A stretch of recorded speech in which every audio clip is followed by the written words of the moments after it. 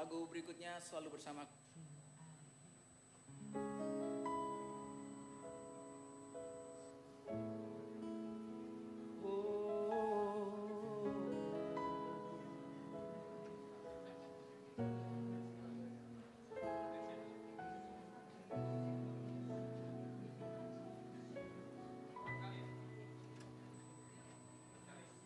Dan hanya kau tempatku berlindung, dan hanya engkau laguku dan kekuatanku.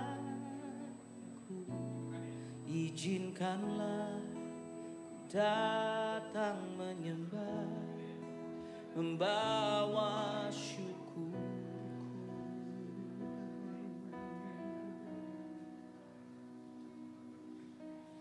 Hanya kau tempatku berlindung, hanya engkau laguku dan kekuatanku. Izinkanlah ku datang menyembah, membawa syukurku.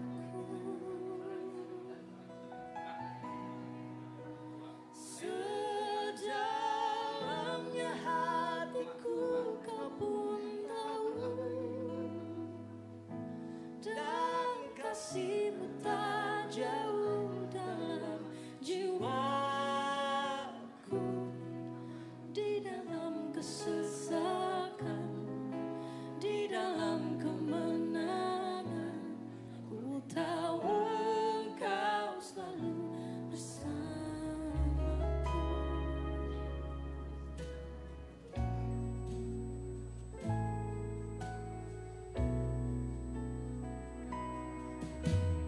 Hanya kau tempatku berlindung, hanya engkau laguku dan kekuatanku. Izinkanlah ku datang menyembah, membawa syukurku.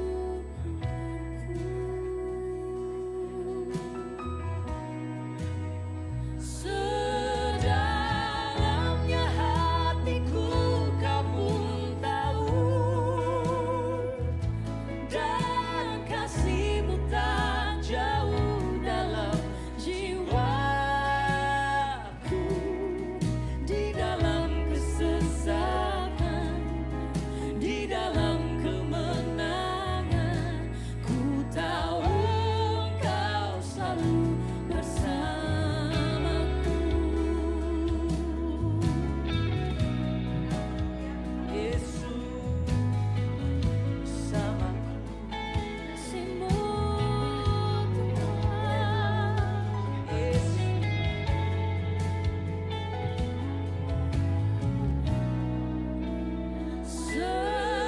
Sedalamnya hatiku kau pun tahu,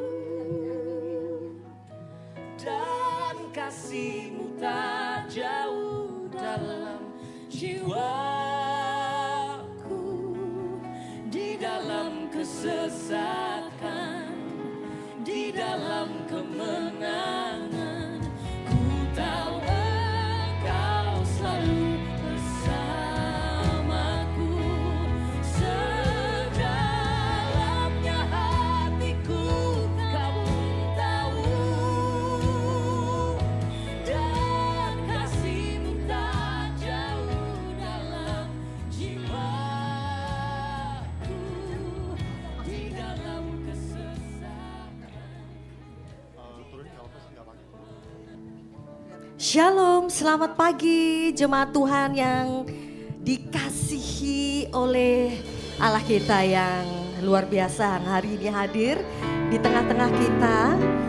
Bapak Ibu Saudara, hari ini kita percaya ketika Allah hadir di tengah-tengah kita, ada kuasa, ada juga pemulihan terjadi di setiap kami, setiap kita ya.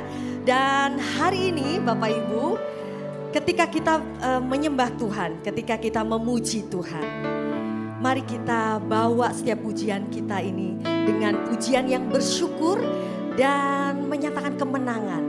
Jadi kalau ketika nanti kita memuji na na na na na na, kita benar-benar nyatakan bahwa Allah kita Allah yang dahsyat. Bahwa Yesus kita adalah Yesus yang luar biasa.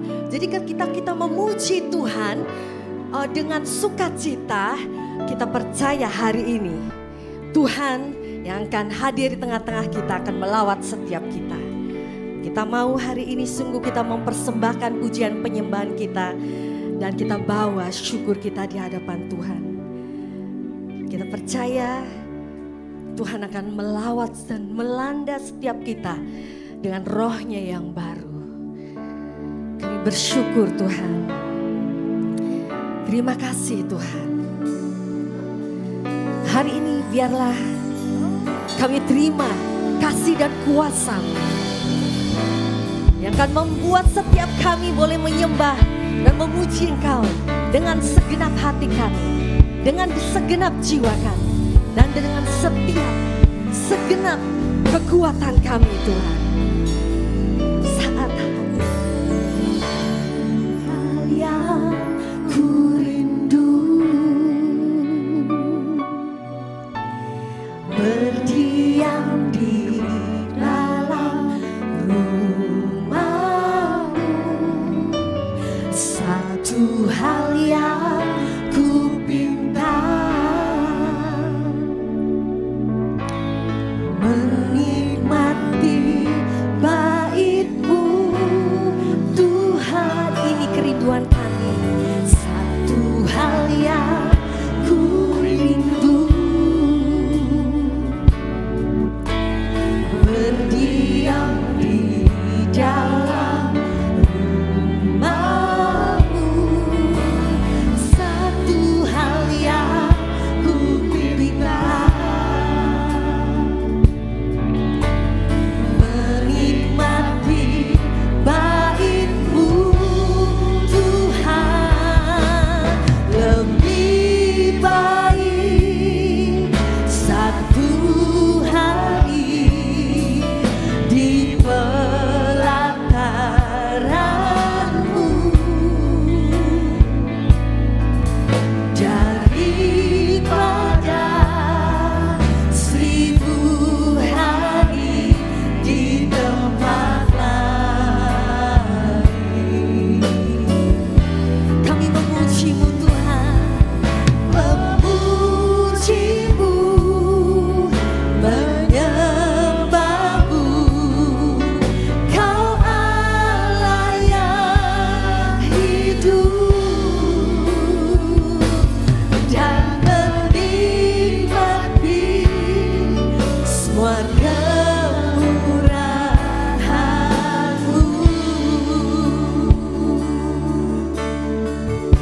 Dengan segenap hati ini kami Tuhan, satu hal yang ku rindu berdiam di dalam rumah-Mu, satu hal yang ku pinta, menikmati bait-Mu Tuhan. Lebih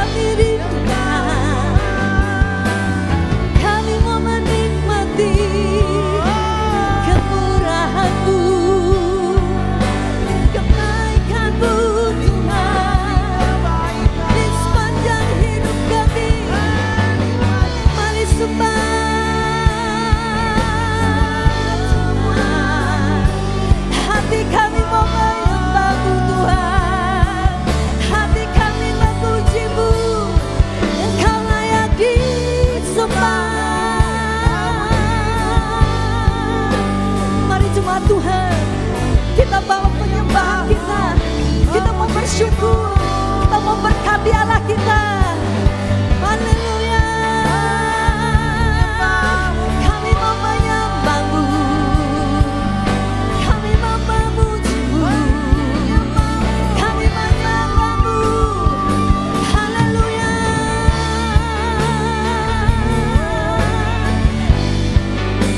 Haleluya. Mari sama-sama kita sembah Dia. Bless the Lord, oh my soul, oh my soul, worship His holy name. Sing like never before, oh my soul. Mari kita bangkit berdiri. Mari bangkit berdiri. Kita menyatakan, kami mau bless you, Lord.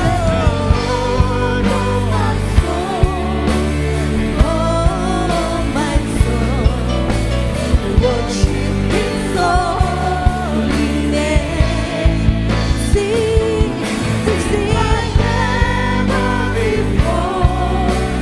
Oh my soul, I worship Your holy name.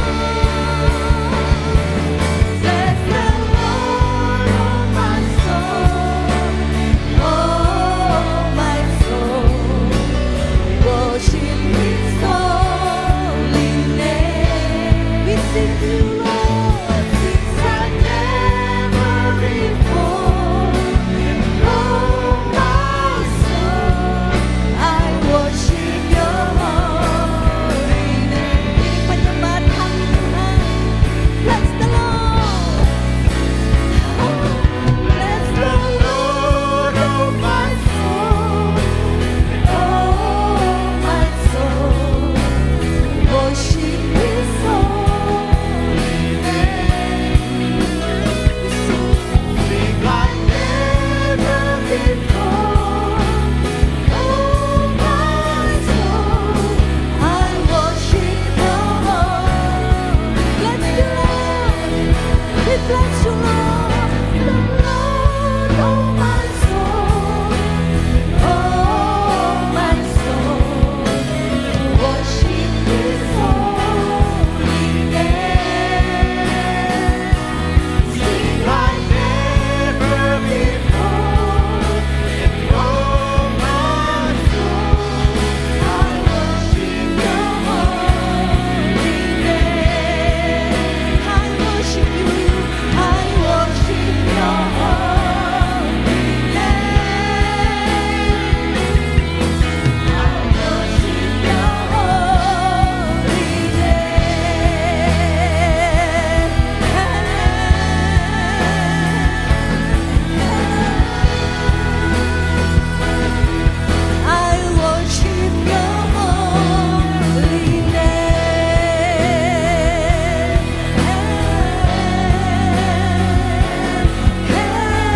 worship You,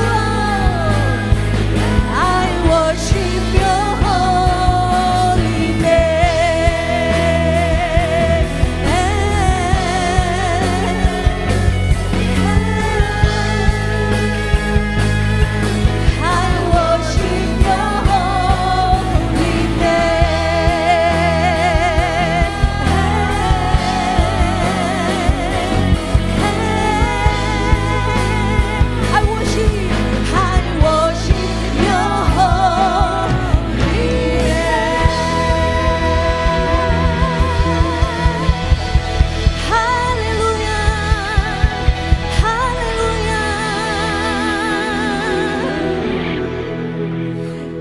rumah-Mu Tuhan kami mau menyembah Engkau.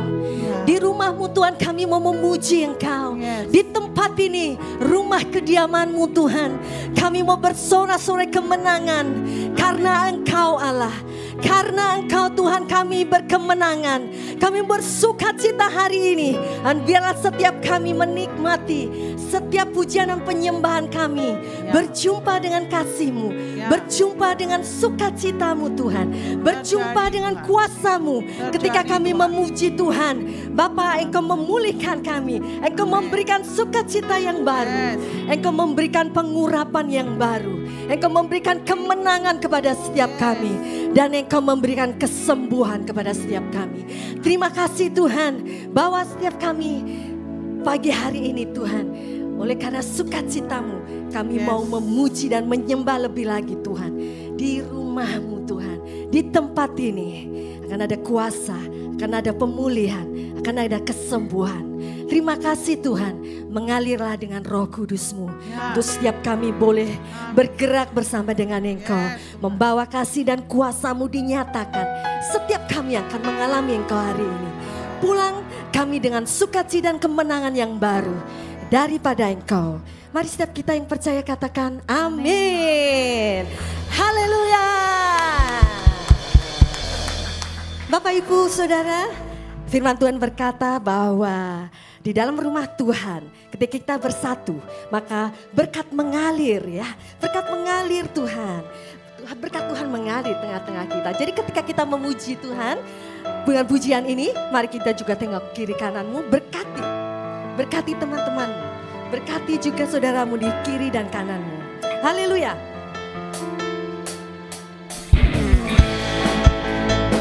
Sungguh alangkah indahnya bila saudara berkumpul di rumah Tuhan.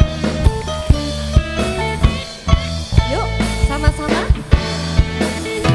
Sungguh alangkah baiknya, sungguh alangkah indahnya bila saudara semua hidup rukun bersama. Sungguh alangkah indahnya, alangkah baiknya, sungguh alangkah indahnya bila saudara semua hidup rukun bersama. Katakan seperti minyak di kepala yang kecampur dan jubahnya turun, seperti angin di bukit Hermon mengalir ke bukit Sion. Sebab kesanalah Allah memerintah agar berkat-berkat-Nya tercurah serta memberikan anugerah hidup selama-lamanya. Wah, luar biasa. Sungguh alangkah indahnya bila saudara semua berkumpul dalam kasih-Nya. Haleluya.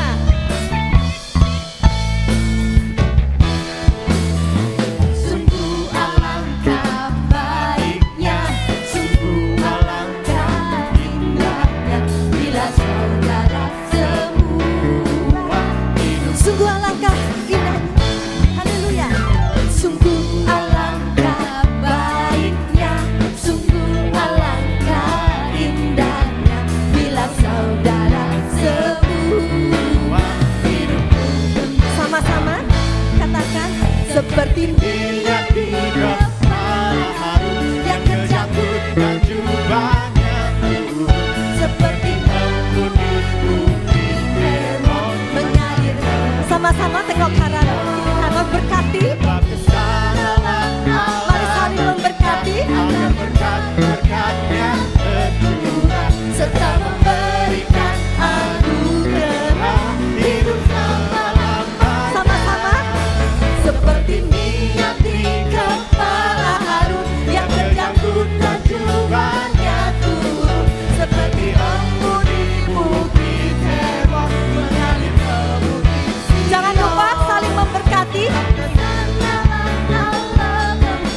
agar berkat-berkat belakangmu, jangan lupa serta memberikan anugerah hidup selama-lamanya. Yuk sama-sama seperti minyak di kepala Harun yang kejanggut dan jubahnya turun, seperti embun di bukit Hermon mengalir ke bukit Sion. Jangan lupa berkati yang sebelah kiri kananmu, belakangmu, depanmu, sama-sama agar berkat-berkat-Nya tercurah serta memberikan sama-sama hidup haleluya.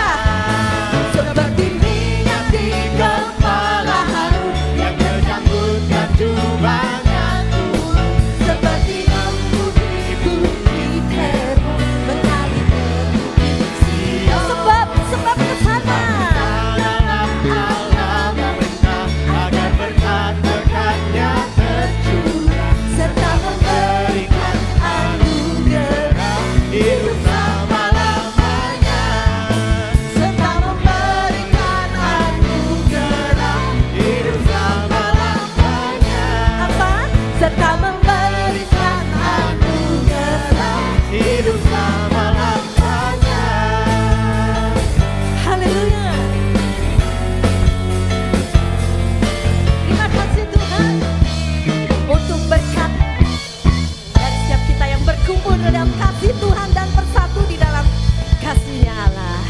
Bapak Ibu, ketika kita berkumpul dikatakan firman Tuhan, kita menerima kasih karunia dan berkat-Nya. Dan hari ini lebih lagi kita mau terima kuasa dan berkat Allah lewat pujian ini. Jangan lupa berkati saudara kiri kananmu. Haleluya.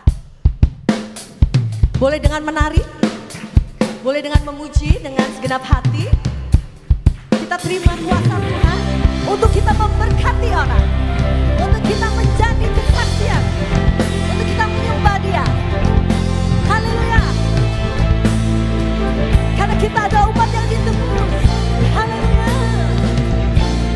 Sama-sama katakan, kami yang telah ditebus dengan darah yang kudus, mengangkat pujian bagimu. Kami baik kudus, kami baik kudus, sebagai bukti karyamu, nyatakan kau besar. Ini boleh tengok kiri kananmu, mari berlari, berlari sampai tujuan. Sama-sama mendapatkan mahkota kekal. Kami terima kuasa-Mu Tuhan, kami terima kemenangan yang Engkau sediakan, untuk kami bawa katakan di setiap langkah.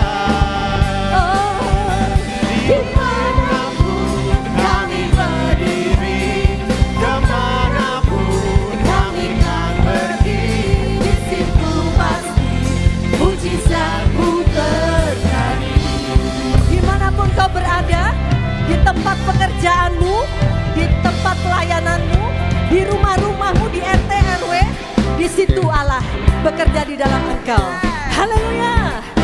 Sama-sama katakan, kami yang telah ditebus dengan darah yang kudus, mengangkat pujian bagimu. Katakan, kami baik Tuhan, baik kudus-Mu, sebagai bukti karyamu, nyatakan Engkau besar. Haleluya. Ini kami Tuhan bersama-sama berlari sampai tujuan, mendapatkan mahkota kekal. kami terima Kuasa-Mu Tuhan, kami terima kemenangan yang Engkau sediakan, untuk kami bawa di setiap langkah. Dimanapun kami berdiri, kemanapun kami kan pergi, di situ pasti mujizat-Mu terjadi. Ada di manakah Bapak Ibu Saudara hari ini? Di situ mujizat terjadi, amin.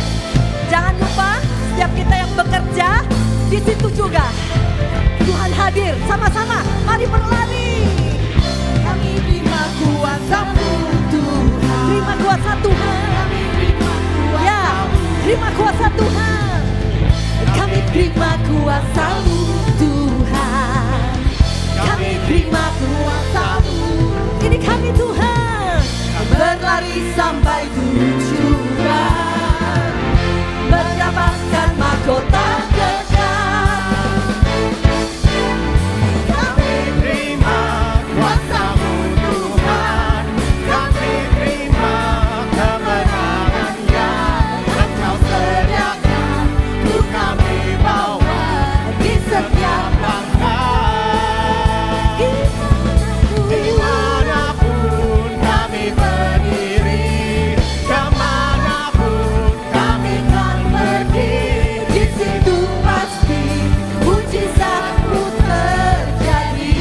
Katakan, di tempat pekerjaanmu, di situ pasti mujizat-Mu terjadi. Di RT RW-mu, katakan ramai-ramai, di situ pasti mujizat-Mu terjadi.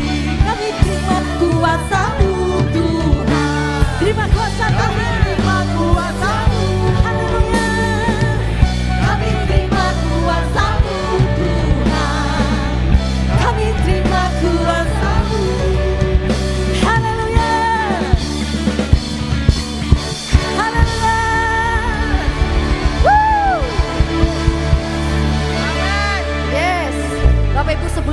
pujian yang berikutnya kita pujikan. Tengok kiri kananmu, kamu kerja di mana? Kamu pelayanan di mana? Kamu RT RW mana? Ya, mari kita bangkit serukan kemenangan. Karena di situ Allah akan memberikan kuasa untuk setiap kita menjadi berkat. Amin. Haleluya. Kita berseru nana nana. Kita nyatakan iman kita, kita bangkit. Nana nana dengan iman. Tuhan kami mau jadi berkat. Dengan iman kami. Wow. Sukacita kemenangan.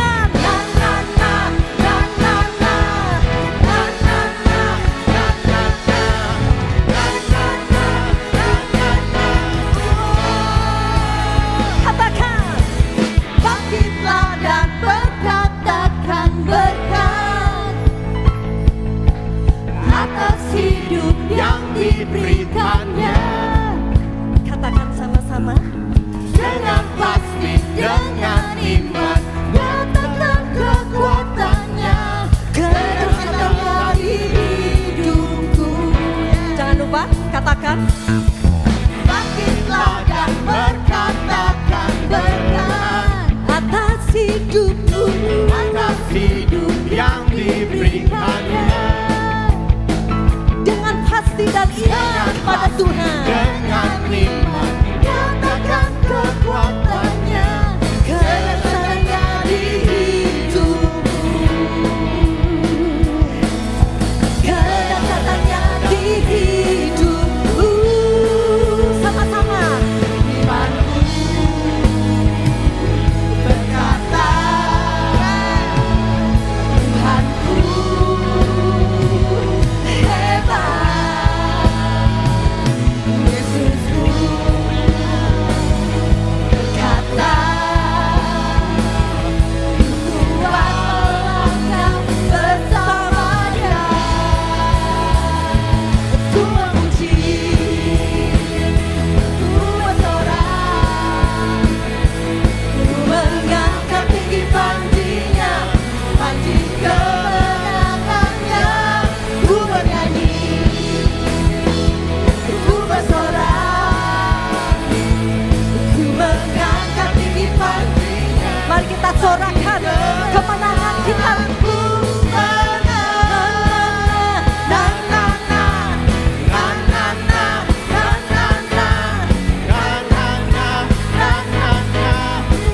Mari bangkit. Bangkitlah dan berkatakan berkat atas hidupku. Atas hidup yang diberikannya, Dengan pasti, dengan pasti, dengan iman, nyatakan kekuatannya, kerajaannya di hidupku, kedahsyatannya. kerajaannya di hidupku. Mari serukan dengan iman kita. Imanku berkata, Tuhanku hebat, Yesusku berkata, Tuhan melangkah bersamanya. berseru, Ku memuji, ku bersorak, ku mengangkat tinggi panjinya, panji kemenangannya. Ku bernyanyi, ku bersorak, ku mengangkat tinggi panjinya, panji kemenangan. Ku menang.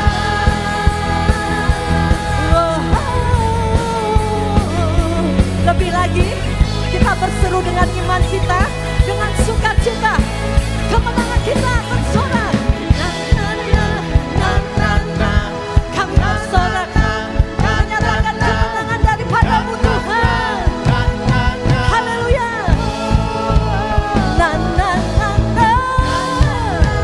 Sorakan kemenangan kami Tuhan. Sebab Engkau besar. Dengan iman kami nyatakan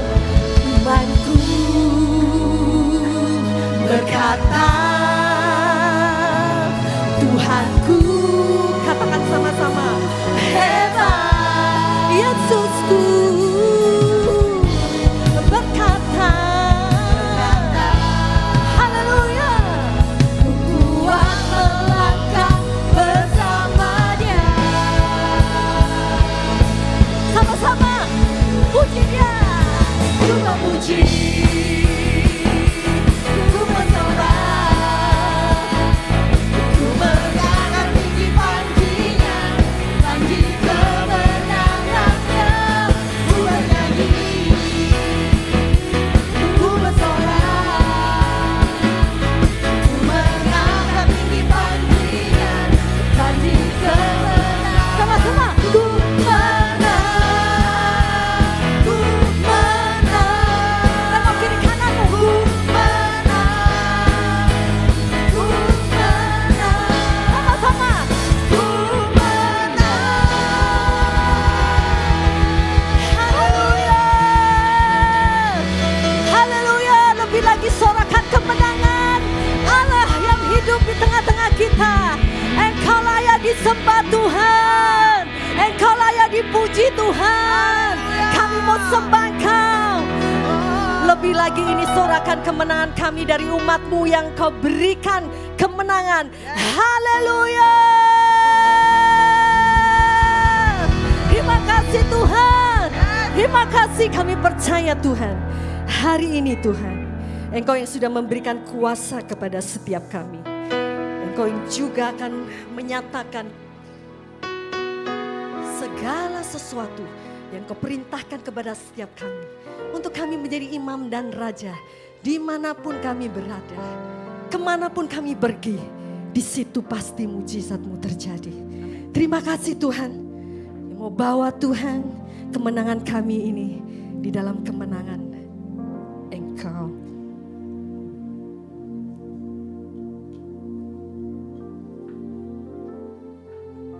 Bapak Ibu boleh yang perjamuan kudusnya, kita akan perjamuan kudus. Sudah dapat semua? Mungkin ada yang belum dapat, boleh lambaikan tangan. Nanti teman-teman asyar akan melayani Bapak Ibu semua.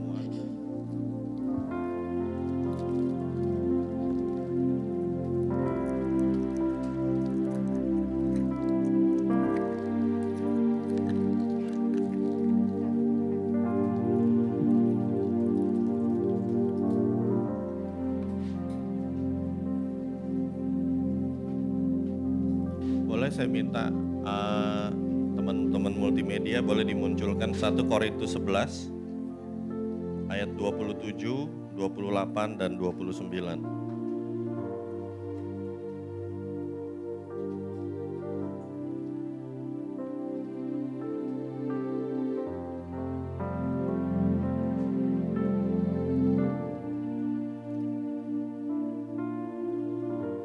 Korintus 11, 27, 28, dan 29.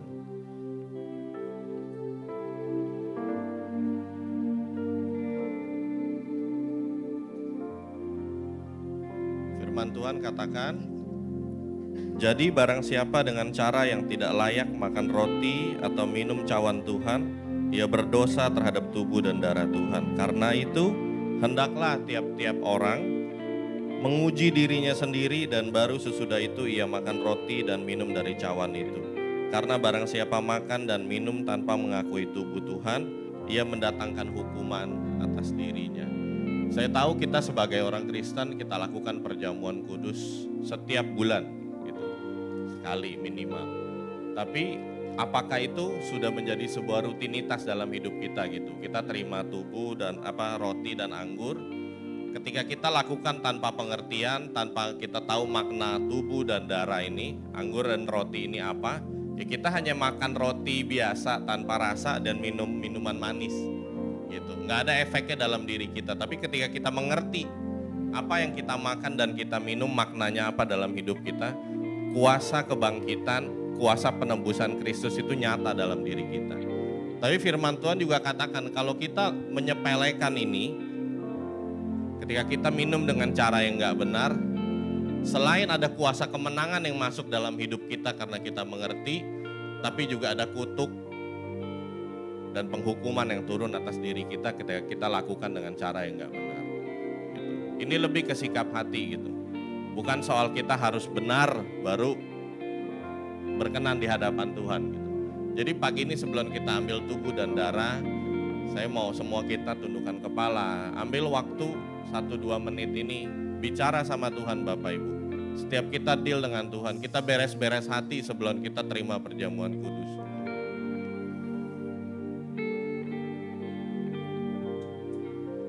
Terima kasih Tuhan, terima kasih. Terima kasih Tuhan.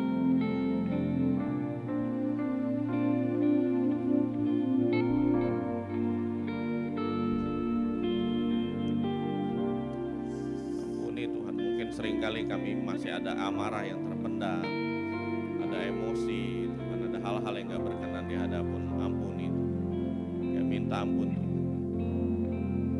Kami mau menghargai penebusan-Mu Tuhan, kami mau menghargai tubuh dan darah-Mu, harta paling indah, paling ajaib yang bisa diberikan buat setiap kami sebagai manusia, sebagai anak-anak-Mu Tuhan. Terima kasih Tuhan. Terima kasih Tuhan. Terima kasih Tuhan. Terima kasih Tuhan. Terima kasih Tuhan, ampuni setiap kami Tuhan. Kami mau bereskan hati kami di hadapan-Mu.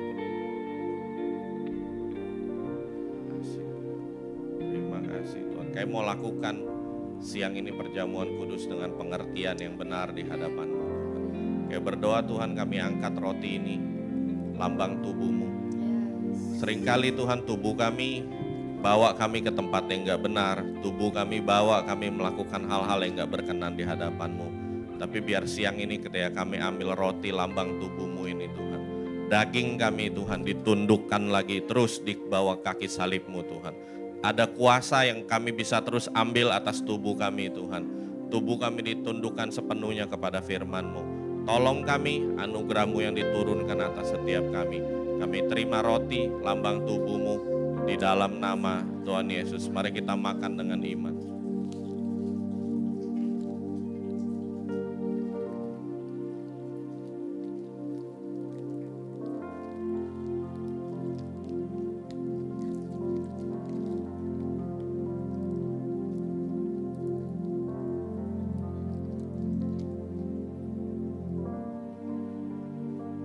Kita angkat anggur.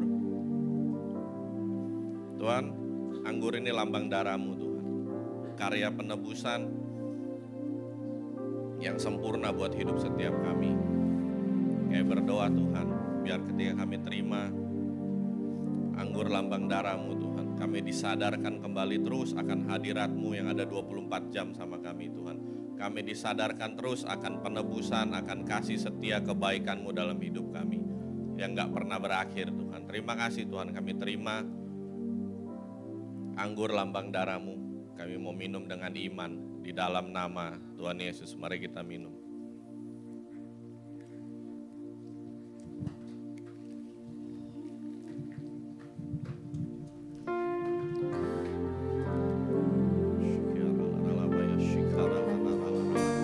Tetap dalam hadirat Tuhan, kita sembah Tuhan sama-sama.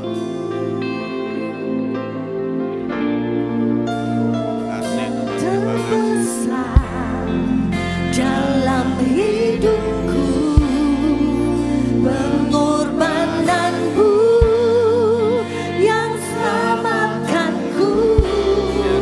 Engkaulah harta yang tak ternilai yang ku miliki dan ku hargai. Yesus, Engkau ku kagumi.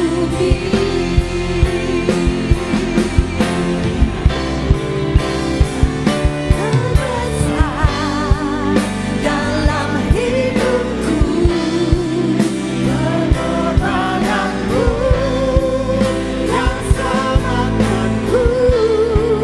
Engkaulah harta yang tak ternilai yang ku miliki dan ku hargai. Yesus, Engkau ku kagumi. Sebelum kita masuk ke firman Tuhan, Bapak Ibu, saya mau berdoa untuk Anda. Jika engkau ada yang sakit dalam tubuhmu, saya nggak tahu apapun itu, engkau boleh taruh tangan di bagian yang sakit. Hari ini kita akan deklarasikan sama-sama, kita akan berdoa sama-sama karena Ada kuasa di balik perjamuan kudus yang kita sudah ambil. Gitu. Kau boleh taruh tanganmu di bagian yang sakit. Hari ini Tuhan, kami sebagai gerejamu Tuhan di tempat ini, kami mau deklarasikan Tuhan. Amin. Kami sudah terima tubuh dan darah-Mu karena firman-Mu berkata oleh bilur-bilur-Mu Tuhan, semua kami sudah disembuhkan. Kesembuhan adalah hak kami sebagai anak-anak Kristus, sebagai anak-anak Tuhan. Semua sudah dibayar lunas di kayu salib. Hari ini Tuhan kami deklarasikan setiap roh apapun yang bekerja di balik sakit penyakit dalam tubuh kami deklarasikan di dalam nama Yesus, keluar dalam nama Yesus. Dan kami deklarasikan hari ini semua sakit penyakit dalam tubuh kami Tuhan sembuh dalam nama Yesus mulai hari ini Tuhan. Detik ini juga kami percaya oleh bilur-bilur-Mu, oleh darah-Mu, kami sudah disembuhkan dengan iman di dalam nama Tuhan Yesus. Terima kasih Tuhan. Terima kasih.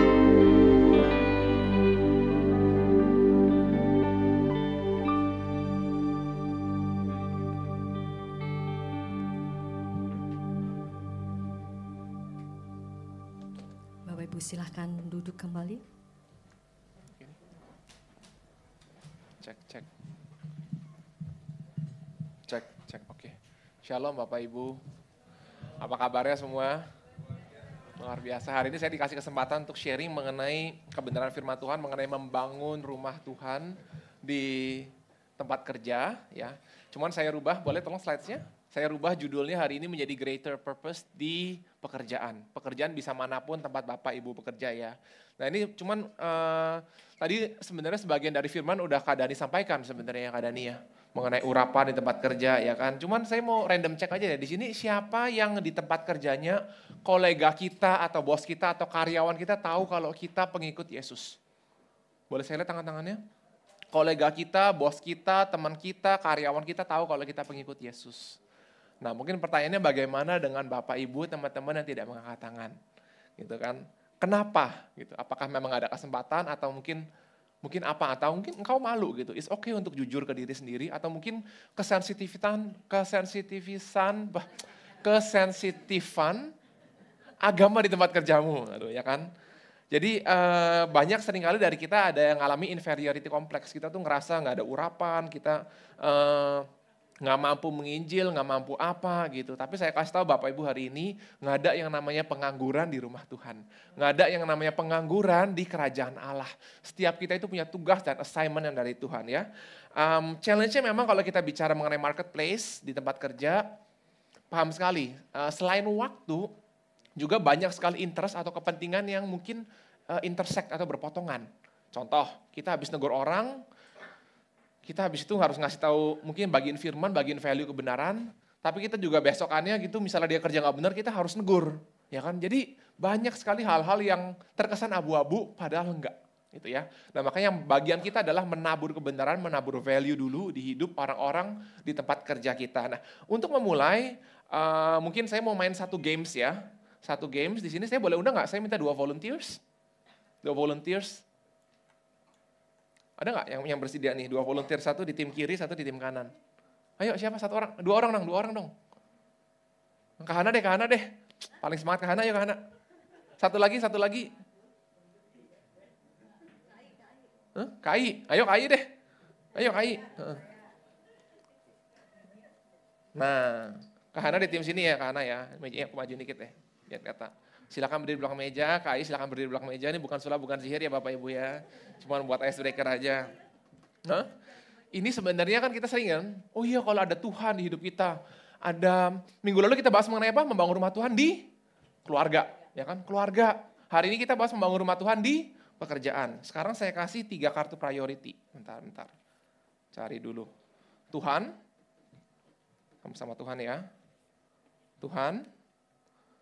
Kemudian ada yang minggu lalu kita bahas keluarga. Minggu lalu kita bahas mengenai keluarga.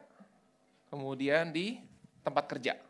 Nah, silahkan Kak Ai dan Kak Hana mengurutkan berdasarkan prioritas. Mana nomor 1, mana nomor 2, mana nomor 3.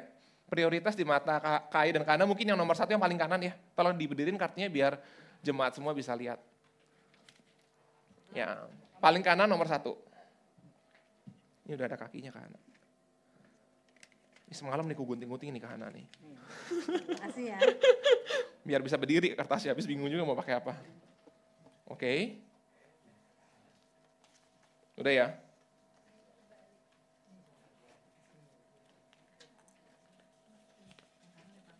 Yang kanan nomor 1, benar. Kanannya kita ya. Oke, jangan boleh nyontek ya. Ini saya pelajaran pertama saya belajar di STT Let's, nggak boleh menyontek. Oke, sudah? Menurut Kak Hana, begitu prioritasnya ya? Ya. Oke, menurut Kak Ai? Oke, no comment ya Bapak Ibu ya. Sekarang saya tambahin kartu lain lagi nih. Ketika ini masuk ke dalam faktor pelayanan gereja, silakan Kak Hana dan Kak Ai, prioritasnya seperti apa?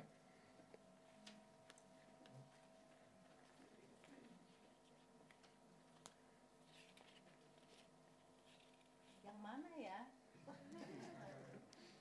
Kebiasaan nge-MC nih Kak Hana nih. Yang mana ya? Oke, nggak boleh nyontek Kak Hana. Pelayanan gereja. Oke ya. Sekarang saya tambahin lagi satu faktor lagi. Diri kita sendiri. Ingat hintnya, kasihlah Tuhan Allahmu dengan semuanya, itu yang pertama. Yang kedua, hukum yang kedua yang sama pentingnya adalah kasihlah sesama manusia seperti dirimu sendiri. Ini bicara mengenai kita istirahat, kita hobi kita, terus kita olahraga misalnya. Di mana engkau menaruh diri kita sendiri? Nah, Kak Ai mulai bingung.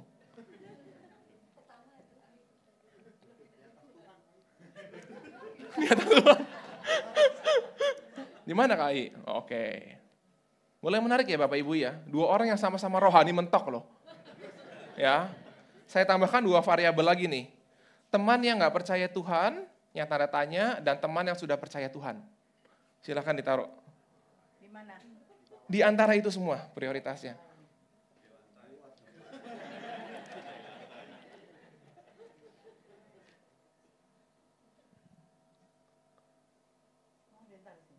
Di antara ini, boleh dimilikin gini ya. Kayak Kak Ai gitu, rada kreatif dia. Kalau gini-gini jago Kak Ai. Nggak kreatif ya? Enggak, kalau gini-gini Kak Ai kreatif.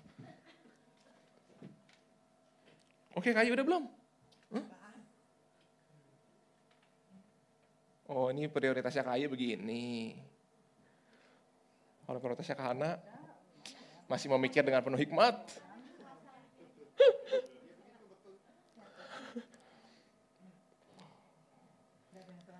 Nggak ada. Kak Ai pasti benar, tenang aja.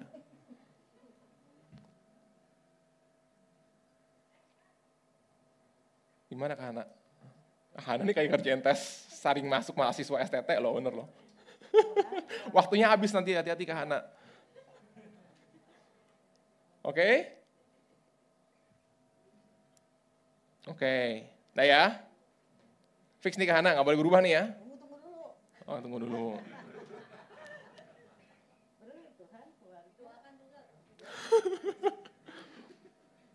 Gimana? Udah ya? Hah?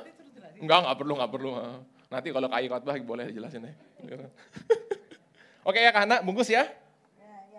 Oke, menurut Kak Hana, astaga, temen yang gak percaya digeser dulu deh.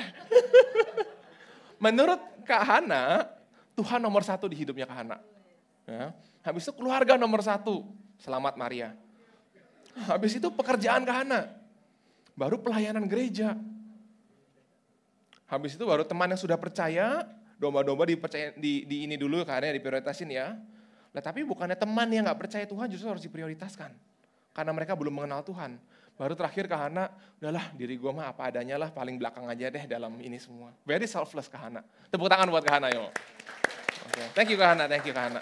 Udah boleh duduk.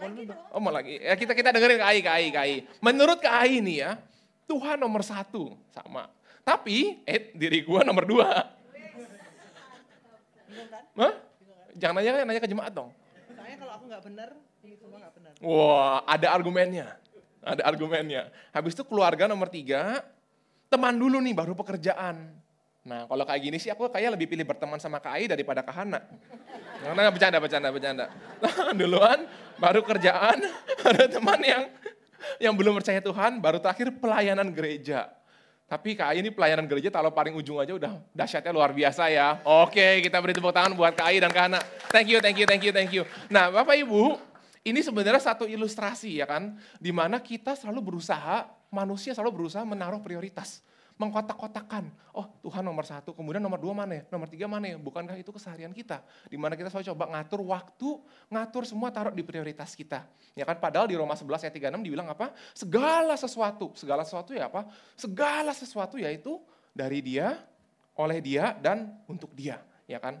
Jadi ini bukan mengenai satu hari kita berapa banyak spend waktu buat Tuhan, spend waktu buat ini. No, ini bukan mengenai spend waktunya. Kadang seberapa valuable, Tuhan itu bicara mengenai hati. Apakah Kristus yang ada di pusat hati kita dalam segala hal yang kita kerjakan, termasuk dalam hal pekerjaan, pelayanan, keluarga, dan lain sebagainya. Ya kan? Sekali lagi kadang kita bisa, pernah nggak sih Bapak Ibu kayak saya sama Tania, saya kadang pernah udah spend waktu banyak banget, tapi dia masih belum merasa dikasihi. Kadang ada juga, saya sibuk bisnis trip, begitu pulang, saya bawain oleh-oleh, kasih apa gitu kan, kita ngomongin yang positif. Dia merasa dikasihi, ya kan? Artinya apa? Artinya bukan mengenai waktu, ini kita bicara bukan mengenai waktu, tapi bicara value hati kita. Apakah hati kita benar-benar melekat sama Tuhan apa enggak? Idealnya adalah Tuhan ini ada semua di belakang layar ini. Tuhan ada di semua di belakang layar, segala hal yang kita pekerjakan. Karena apa? Tapi pastinya ada keluarga itu perlu prioritas. Kenapa? Karena keluarga adalah jemaat yang mula-mula. Tapi dalam hidup ini semua bisa ditukar-tukar posisinya Bapak Ibu. Ya kan? Tergantung hikmat dari Tuhan dan tergantung kondisi setiap kita. Yang penting kita tanya Tuhan. Tuhan mana sih yang menjadi prioritas? Saya selalu ingat, Kadar tuh bilang dalam hal prioritas ya. Dulu saya pernah ada satu CG kalau nggak salah, mungkin Bro Hendrik tahu. CG saya di-assign jadi ketua panitia. Udah berangkat, sebelum berangkat saya argumen sama Tania, gara-gara apa saya lupa deh, tapi berantem, sampai ada statement Tania, you leave me when I need you the most. Wah, kan itu dari bahasa Korea kayak diambil drama Korea ya kan. Cuman intinya, lu kok ninggalin gue saat gue bener-bener butuh lu. Itu poinnya Tania ya kan. Tapi saya tetap, aku harus profesional di pelayanan. Setuju kan Bapak Ibu, pelayanan pun harus profesional. Jadi saya tetap berangkat anyway. Sampai sana, hati kemerungsung di jalan tuh ke MMCC Sawangan kalau nggak salah, kemerungsung. Terus untung ada Bro Yuniko, ada Bro Javon, ada yang lain yang cover acara juga, sama Bro Arthur ada juga di situ. Akhirnya ngomong ke Kadar, di jalan curhat nih, Kadar gimana nih kayak gini ya, pusing juga nih. Kayaknya gue di gereja capek, di rumah capek juga jadinya. Harus gimana nih Kadar? Tenang Yud, saya udah ngalamin itu kok, kamu belum apa-apanya gitu kan. Ya udah akhirnya, kalau saya jadi kamu sekarang kamu pulang. Oh ya udahlah. Kalau Kadar bilang kayak gitu, oh ini very wise. Akhirnya pelayanan aku drop, tapi aku dropnya juga ngomong ke semua panitia yang lain, aman ya nih gue ada urusan gini, dan puji Tuhannya teman-teman kita semua sangat mendukung, karena itu yang memang hal yang lebih penting. Akhirnya saya pulang, reconcile sama Tania, dan semua berakhir indah gitu kan. Tapi itu intinya adalah, kita kadang gak bisa naruh-naruh gimana-gimana gitu loh. Tapi memang kadang keluarga itu memang menjadi jemaat pertama dalam hidup kita. Next. Nah, masalahnya itu kita selalu dalam pekerjaan sekarang, kita selalu mau mikirkan yang namanya work-life balance. Dunia anak muda sekarang, semua kerja tuh harus work-life balance. Apalagi orang yang mungkin kerja di Eropa, di Australia, work-life balance-nya top, itu kan. Dan tapi problemnya kita sekarang apa? Kita ngerasa kalau bekerja itu kita ada bekerja maksimal, nggak mungkin kita bisa maksimal di pelayanan. Ada teman-teman yang ngerasa gitu? Kalau kita bekerja maksimal di kantor, di pelayanan kita nggak maksimal. Bahkan ada orang-orang yang berpikir, udahlah saya mau lepasin pekerjaannya, saya mau pelayanan yang maksimal, tapi kerjaan ya udah deh. Ada yang pikir kayak gitu. Ya kan? Kadang kita selalu dilema gitu loh. Kita 1 kali 24 jam, kita capek-capek kerja, tapi kita pengen pelayanan juga, pun kita masih nggak lihat itu sebagai satu hal yang maksimal. Thanks bro. Ya kan? Ini problemnya, tapi ini semua problem on the surface. Terkesan kayak kita bekerja, nggak mungkin kita maksimal hidup berpusat pada Kristus. Kalau you mau hidup berpusat pada Kristus sepenuhnya, you harus pelayanan menjadi full time di gereja. Ya kan? Kadang banyak dari kita mikir seperti ini. Next. Dan solusinya untuk ini apa? Orang akhirnya mikir-mikir, oke, kita harus hidup seimbang, work-life balance. Kita set boundaries, batasan-batasan pekerjaan di kantor nggak boleh dibawa ke rumah. Lagi stres di kantor nggak boleh dibawa ke pelayanan. Kalau di pelayanan udah berdoa, nggak usah mikirin kantor. Itu semua baik nggak? Itu semua hal yang baik. Tapi ini nggak akan pernah bisa menyelesaikan akar masalahnya Bapak Ibu. Kita gimana pun juga kita masih mikir boundaries ya, oke ini pelayanan gereja segini, teman-teman segini, jam segini kerja, ini buat teman ini buat keluarga. Kita selalu mikir batasan-batasan ini Bapak Ibu. Ujung-ujungnya apa? Nggak pernah berhasil. Kita nggak ngerasa sempurna nggak ngerasa maksimal dalam segala hal yang kita kerjakan. Next. Kenapa? Karena kita lihat akar permasalahannya adalah kita itu, bukannya kita nggak bisa bekerja sambil hidup berpusat pada Kristus, enggak. Tapi kita itu sangat percaya akan apa sih dunia melihat tentang satu pekerjaan. Oh, pekerjaan tuh harus paling nggak jam 8 sampai jam 5 sore, ya kan. Terus kita harus bekerja mati-matian di sini. Ini akarnya. Kita mengkotak-kotakan. Ketika kita bekerja, kita nggak bisa melayani. Ketika kita melayani, kita nggak bisa bekerja. Padahal Tuhan mau apa? Next. Solusinya ada apa? Tuhan itu memiliki cara pandangan yang berbeda tentang bekerja. Dan cara pandang Tuhan itu sangat fit dengan konsep bekerja yang berpusat pada Kristus. Jadi ketika kita berkarya di kantor, ketika kita berbisnis, ketika kita menjadi karyawan, ketika kita jaga toko, ketika kita lagi nganter barang, itu semua pekerjaan kita yang bisa juga berpusat pada Kristus. Ini kebenaran yang saya mau bagikan ke Bapak Ibu hari ini. Jadi jangan sampai iblis menyampaikan value yang salah, di mana ketika you bekerja maksimal, you nggak bisa melayani maksimal. Ketika you melayani maksimal, you nggak bisa kerja layaknya profesional. No, ya kan? Nah, kalau kita belum toeng sama cara pandang Tuhan mengenai bekerja, kita nggak akan maksimal di mana-mana. Kita nggak akan maksimal di kantor kita, di bisnis kita, dan kita nggak akan maksimal juga di pelayanan kita. Kalau kita nggak melihat cara pandang Tuhan melihat ini semua. Nah, next saya akan memulai dengan apa sih mitos-mitos yang ada di pelayanan marketplace. Ya, yang pertama, contohnya ini pertama kita bicara maksimal di tempat kerja, you boleh milih, atau maksimal di pelayanan gereja. Ini bicara mengenai dikotomi, pemisahan. Bapak Ibu, menurut Bapak Ibu yang salah di mana nih? Kata ataunya. Karena firman Tuhan bilang kita bisa kok maksimal di tempat kerja dan maksimal di pelayanan juga. Tapi dunia selalu memisahkan dua hal ini. Sama kayak bento box gitu loh, nasinya di sini, lauknya di sini. Sama kayak nasi goreng gila, nasi putihnya sendiri, lauknya diaduk-aduk sendiri. Padahal Tuhan maunya nasi goreng, semuanya dicampur. Ya kan?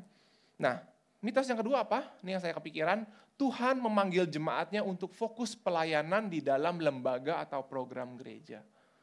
Salahnya di mana Bapak Ibu? Fokus pelayanan kita bukannya seharusnya di gedung gereja, lembaga gereja, atau program gereja. Fokus pelayanan kita harusnya di jiwa-jiwa yang Tuhan percayakan dan Tuhan tempatkan di sekeliling kita, termasuk di tempat kerja kita. Mitos yang ketiga, pelayanan di marketplace lebih tidak berdampak atau lebih tidak maksimal daripada pelayanan di gereja. Ya salah ya, pelayanan di marketplace pun bisa kok gitu loh. Nanti habis ini saya ada satu slide mengenai apa sih pelayanan di marketplace, contoh-contohnya di Alkitab. Ya. Yang keempat, pekerja dan pelayan full-timer di gereja pasti lebih rohani daripada mereka yang bekerja profesional atau memiliki usaha. Nggak juga ya Bapak Ibu ya, rohani apa enggak itu tergambar dari kedekatan setiap pribadi kita dengan Tuhannya kita masing-masing. Very personal, bukan apakah pekerjaan kita di gereja, pekerjaan kita di kantor, atau pekerjaan kita nyapu jalan, itu nggak menjamin sama sekali. Mitos yang terakhir yang saya kepikir, orang Kristen di dunia profesional atau pengusaha berperan utama untuk mencari uang, untuk disalurkan sebagai dukungan finansial untuk pelayanan kepada Tuhan, termasuk kegiatan atau program gereja, serta pekerja dan pelayan full-timer gereja. Balik lagi seperti poin 2 ya di sini ya. Peran orang yang bekerja di profesional pun fokusnya bukan harus mencari uang untuk disalurkan gereja. Bukannya ini salah, ini bagus. Tapi fokusnya harusnya ke jiwa-jiwa, bukan sekedar ngasilin uang.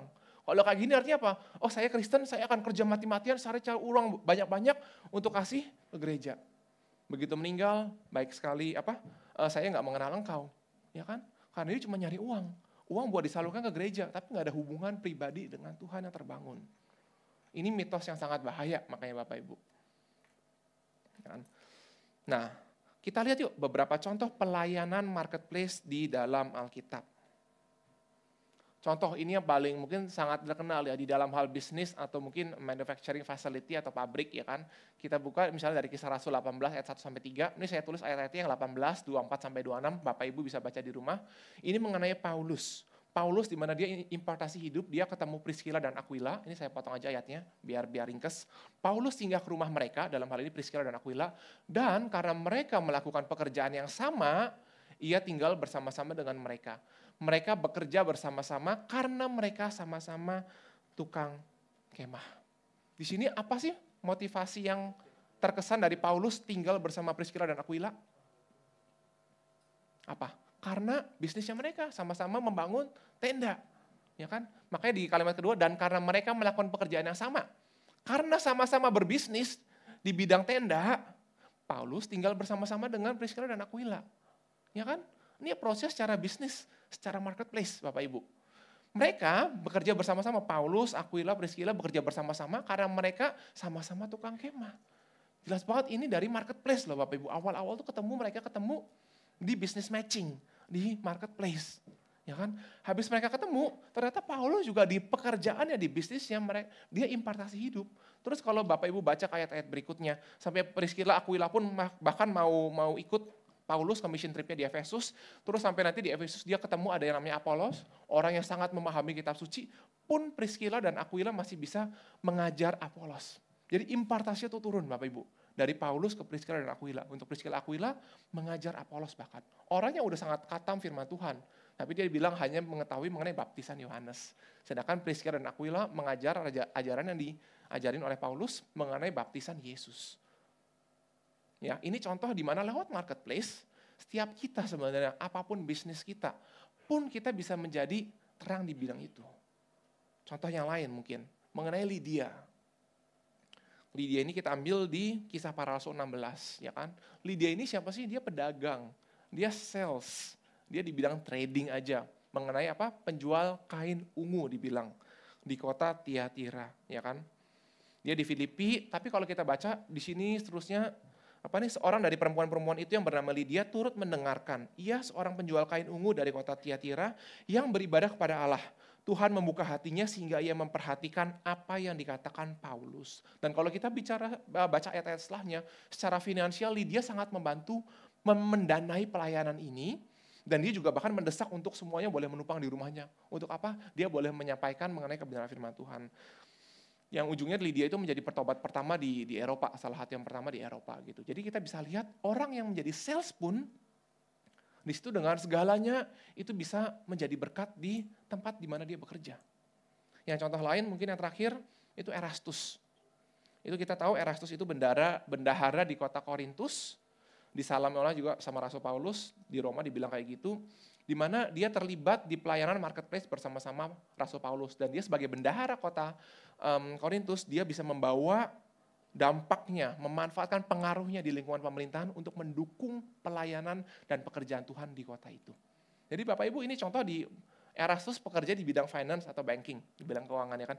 Pun dia bisa membawa terang ini, dia bisa membawa misi ini di dunia, di bidang dimanapun dia tempatkan. Contoh lain apa? Misalnya ada Yusuf, pejabat tinggi BUMN mungkin kalau bahasa sekarang. Daud, dari gembala domba terus sampai jadi raja. Itu semua pekerjaan di marketplace, di tempat kerja.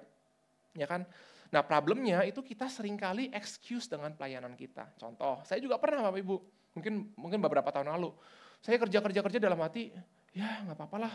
Saya kan mau fokus jadi berkat di marketplace, di kantor. Jadi saya nggak apa-apa lah, nggak terlalu ke gereja, nggak pelayanan di gereja. Yang penting saya full time, full heart di kantor. Semuanya kita kerjaan kantor. Oke boleh, simple. Apakah paradigmanya apa parameternya? Apakah kita benar-benar excellent apa enggak di tempat kerja? Karena saya yakin orang yang maksimal di tempat kerja dengan firman Tuhan, pasti akan Tuhan bawa terus naik dan tidak pernah turun. Yang kedua, bagaimana buahnya? Banyak orang excuse, saya spend waktu di kerjaan, tapi apa engkau benar-benar bicara mengenai Yesus? Makanya tadi awal-awal saya survei sedikit, siapa yang di tempat kerjanya pun tahu kalau kita agamanya Kristen. Ternyata ada beberapa juga yang masih orang-orang kerja kita mungkin nggak tahu gitu loh kalau kita agama Kristen. Tapi hari ini saya mau sampaikan kebenarannya, bagaimana dengan buah-buahmu di tempat kerja? Kalau engkau bilang engkau mau pelayanan di tempat kerja, engkau maksimal di usahamu, engkau maksimal di kantormu, mana buahnya? Ada nggak jiwa yang kau menangkan buat Tuhan? Ini menjadi satu parameter waktu saya doa sekitar 5-6 tahun lalu. Saya rasa begitu saya pindah kerja, saya ngerasa mati-matian gini, habis ini oh iya selama ini saya cuma kerja ternyata buat memuaskan hawa nafsu sendiri. Bukan untuk pelayanan, cuma kita kedok aja excuse-nya ini kita di tempat kerja kita pelayanan. Kalau pelayanan pasti ada buahnya. Ya, Bapak Ibu ya. Nah bagaimana dengan Yesus sendiri? Kalau kita lihat kehidupan Yesus pun, dari dia lahir, dia berinteraksi dengan orang yang punya bisnis perhotelan. Ya kan? Ada orang yang punya penginapan, itu orang yang baik mengizinkan itu untuk nginap di situ dan di situ kan melahirkannya. Yesus pun beririsan dengan orang yang pengusaha perhotelan. Kemudian ada juga orang Majus, 3 orang Majus ya kan. Itu juga bicara apa? Itu bicara mereka pengusaha kecil di daerah asalnya, itu bicara UMKM. Di UMKM pun bisa jadi berkat. Kemudian papanya Yesus, Yusuf. Yusuf pun kalau kita lihat dia apa? Tukang kayu sekaligus pengusaha mebel.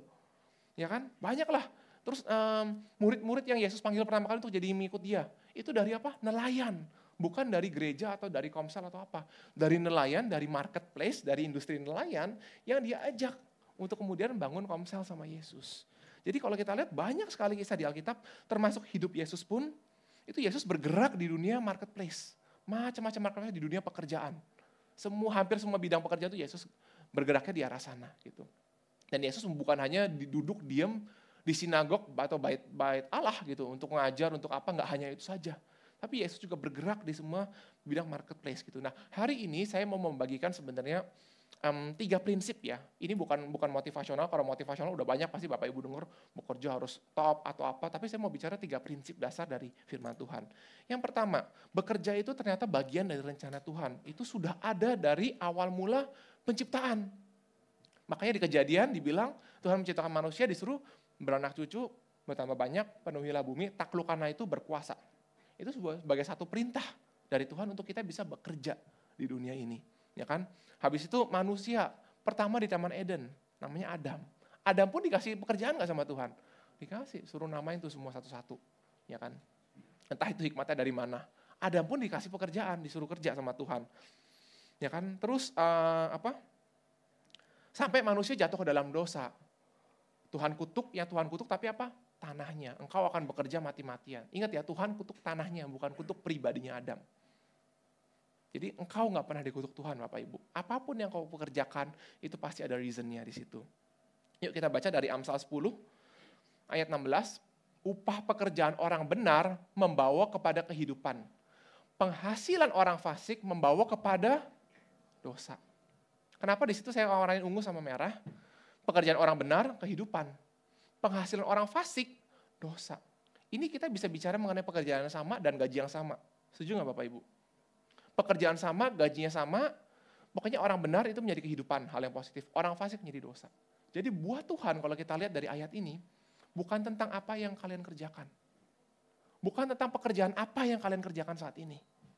Tapi apa? Bagaimana hidup kalian. Bagaimana hati kalian di mata Tuhan. Kalian kerja apa aja, itu bisa membawa kehidupan. Selama hati kalian erat sama Kristus di tempat kerja. Tapi kalau misalnya kalian kerja yang luar biasa pun dilihat orang luar biasa, tapi Tuhan nggak mandang itu, Tuhan nggak lihat, oh kamu cuma kerja, terlihat rohani, terlihat baik, tapi hatimu sebenarnya nggak sehari-hari bekerja, engkau nggak memandang Tuhan, engkau nggak nempel sama Tuhan, Tuhan bilang itu bisa membawa kepada dosa Bapak Ibu. Misalnya engkau buka toko yang kecil sekalipun, kalau nggak kerjakan dengan penuh telaten, jaga toko, customer semua kita layani dengan baik, kita layani dengan excellent, kita bekerja jujur, semua on time, itu membawa kehidupan. Tapi kalau engkau sekalipun punya toko yang besar, online shop yang besar banget di Indonesia, tapi engkau mengerjakan dengan tidak jujur, firman Tuhan bicara itu membawa kepada dosa. Sekali lagi, bisa pekerjaan yang sama, keduanya digaji yang sama, tapi bukan apa kerjaannya, tapi bagaimana kita bekerja dan kepada siapa kita bekerja. Amin ya Bapak Ibu ya. Bukan apa kerjaannya, tapi bagaimana cara kita bekerja dan kepada siapa kita bekerja. Nah saya semalam waktu nyiapin ini kepikir juga dari Zakheus. Next.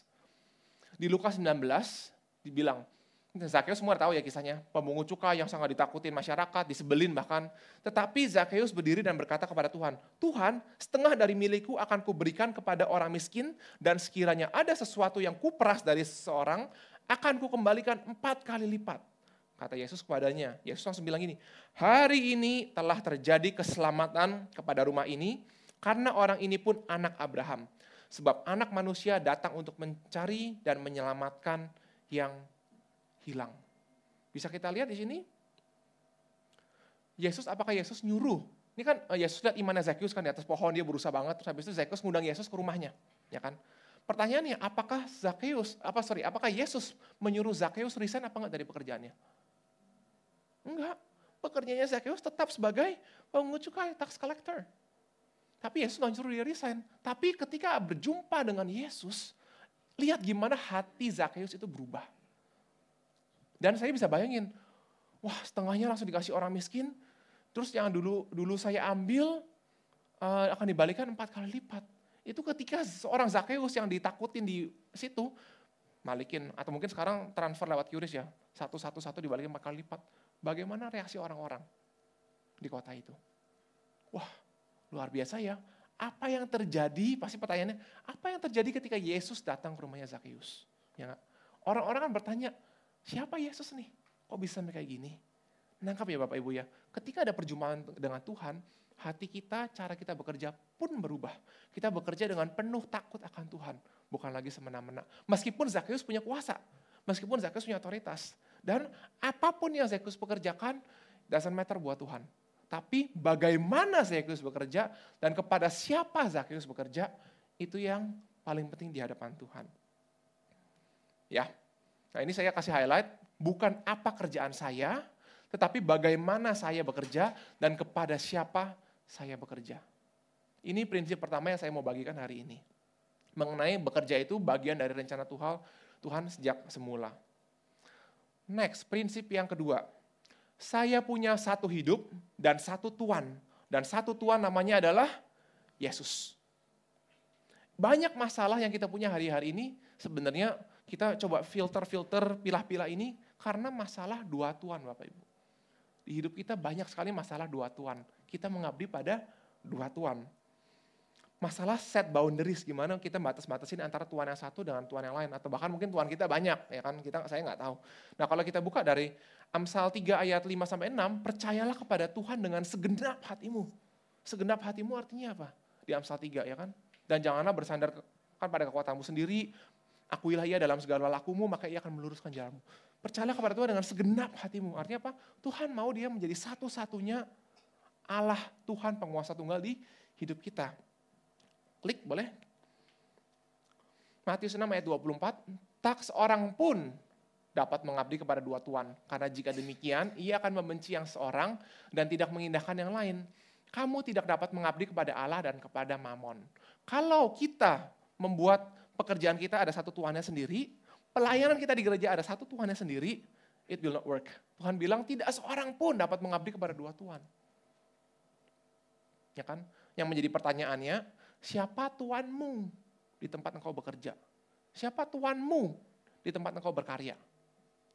Dan juga buat yang pelayanan, siapa Tuhanmu di gereja? Apakah Tuhan apa diri kamu sendiri? Kan gitu yang menjadi pertanyaan kan?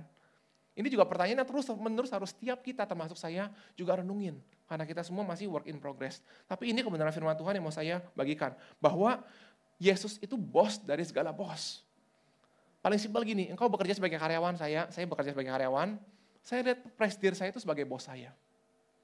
Kalau engkau yang punya bisnis sekalipun, engkau lihat Yesus itu sebagai apa? Shareholder-nya. Jadi bisnismu sekalipun, perusahaanmu, tempat apapun engkau bekerja, itu semua sebenarnya udah dibeli lunas, udah diakuisisi sama Yesus dari Nazaret. Lunas, tuntas. Semua itu dia bos dari segala bos, Tuhan dari segala Tuhan, presidir dari segala presidir, komisioner dari segala komisioner. Ya, jadi semua yang kita lakukan, itu kita harus bermuara kepada Tuhan. Ya. Kolose 3 kita baca ayat berikutnya. Kolose 3 ayat 22-24. Hai hamba-hamba, taatilah Tuhanmu yang di dunia ini dalam segala hal. Jangan hanya di hadapan mereka saja untuk menyenangkan mereka, melainkan dengan tulus hati. Karena apa? Takut akan Tuhan. Apapun juga yang kamu perbuat, perbuatlah dengan segenap hatimu seperti untuk Tuhan dan bukan untuk manusia. Kamu tahu bahwa dari Tuhanlah kamu akan menerima bagian yang ditentukan bagimu sebagai upah. Kristus adalah Tuhan dan kamu adalah hambanya. Nah di sini sebenarnya dibagi menjadi 2 poin yang saya mau bahas. Yang pertama adalah kita menundukkan diri. Saya selalu percaya prinsip yang namanya otoritas Bapak Ibu. Di tempat kerja pun saya pernah di tempat kerja di mana bosnya saya nggak cocok. Leadership style itu divide et impera. Jadi selalu di sini jelek-jelekin karyawan ini, di sini jelek-jelekin karyawan ini, ke sini jelek-jelekin karyawan ini. Supaya apa? Supaya semua karyawan curhat sama dia, kemudian ternyata dia mastermind-nya, dia orchestrate semua perusahaan ini. Ini jelek-jelekin ini jelek-jelekin ini. Oke, ya tenang. Ini juga jelekin ini. Saya dengerin semua, jelek-jelekin. Terus dia tampung semuanya, akhirnya dia bisa mapping. Oh orang ini gini, orang ini gini, orang ini gini, orang ini bersama ini. Banyak sekali leadership style yang saya nggak setuju. Sampai waktu itu, saya sempat share waktu itu di youth sih. Sampai waktu saya mau resign Bapak Ibu. Kenapa? Tuhan, ini leader saya kok kayak gini stylenya. Nggak sesuai dengan prinsip saya nih. Ya, pilihannya cuma 2. Nggak usah komplain menurut saya. Youth mau telan itu, hadapin aja leader kayak gitu, atau you mau keluar, silakan, resign. Prinsipnya 2, nggak ada gunanya komplain-komplain di tempat kerja. Saya ngomong ke semua tim saya, ke teman saya juga kayak gitu. Udah, you kalau mau stay, tahan, belajar dari situ, kalau nggak keluar, silakan resign. Jangan semua komplain ke saya ya kan, termasuk saya juga mau keluar waktu itu. Akhirnya saya mikir-mikir, Tuhan ajar satu hal Bapak Ibu. Oh ternyata yang paling penting buat Tuhan itu adalah perubahan diriku, diri saya. Ini yang menjadi hal yang paling menarik buat Tuhan. Bukan perubahan orang lain. Ketika diri kita berubah, oh iya ternyata setelah saya merasa prinsip saya lebih baik dari dia, setelah saya merasa cara saya bicara ke customer lebih baik dari dia, setelah saya merasa cara kita manage tim saya lebih baik dari dia, itu ternyata semua kesombongan yang ada di hati saya. Saya selalu ngerasa lebih baik daripada orang ini. Mungkin beberapa case benar, tapi yang Tuhan mau pangkas adalah kesombongan hati saya. Nah, sejak itu ada perubahan hati, saya bisa melihat hal-hal yang positif dari bos saya ini. Ya kan? Akhirnya apa? Kita sekarang get along very well. Kita hubungannya baik sekali sekarang. Apakah dia berubah? Mungkin, tapi saya lihatnya dia nggak berubah sampai sekarang. Dia masih menjadi orang yang sama. Tapi respon hati saya terhadap treatmentnya dia, respon hati saya terhadap perlakuannya dia, itu udah bisa berubah. Kenapa? Karena ada firman di hidup kita. Kita tahu, oh nih saya kesombongan. Itu jadi firman Tuhan tuh kadang mengekspos hal-hal yang sebelumnya kita nggak pernah lihat Bapak Ibu. Makanya Tuhan paling tertarik untuk perubahan hati kita. Jadi dalam hal otoritas pun penundukan diri, saya selalu percaya otoritas itu di kantor juga ada, kita harus menundukkan diri sama siapapun atasan kita. Paling enak Bapak Ibu ikutin apa yang atasan kita ngomong kan. Kalau selama itu nggak melanggar firman Tuhan ya. Tapi kalau misalnya, oh ini direction company mau dibawa kemana, ke arah sini aja Yud ya. Saya nggak setuju. Nggak bisa ini aja. Mungkin ada hal-hal yang kita bahkan nggak lihat di level kita. Gitu kan. Paling enak taat aja, tunduk. Tapi kita tunduknya itu bukan sama bos kita karena kita takut sama dia, enggak. Tunduknya apa firman Tuhan bilang? Karena takut akan Tuhan. Jadi kita tunduknya ya sungguhnya itu bukan sama bos kita. Tapi kita tunduknya sebenarnya karena Tuhannya. Karena firman Tuhan yang bicara ini. Karena takut akan Tuhannya. Nah poin berikutnya adalah seperti untuk Tuhan. Kita melakukan segalanya itu untuk Tuhan. Artinya apa? Kalau kita mungkin di industri service laptop. Kita melakukan service laptop seolah-olah itu laptopnya punya Tuhan. Kita di industri asuransi. Seolah-olah kita menjual asuransi itu customize semua seperti kita menjual asuransi untuk Tuhan. Kita di bidang edukasi, mungkin di sini ada guru atau pengajar. Kita mengajar anak-anak seolah-olah mengajar anak-anak Tuhan. Nah ketika kita bisa punya mindset seperti ini Bapak Ibu, saya yakin 100% engkau akan maksimal di tempat engkau bekerja. Engkau lihat semua yang kau kerjakan ini untuk Tuhan. Memang ini nggak instan, butuh latihan. Saya pun sampai hari ini kadang masih latihan. Tapi saya selalu coba. Di setiap misalnya meeting ada online meeting, 1 menit sebelum mulai misalnya saya ada login belum ada datang, saya ambil waktu sedikit, Tuhan kau yang tuntun yang meeting ini, berkatin ini biar semua jadi baik. Udah, as simple as that, ngomong cuma 10 detik. Intinya apa? Ingat Tuhan. Intinya apa? Hati kita selalu tertambat sama Tuhan.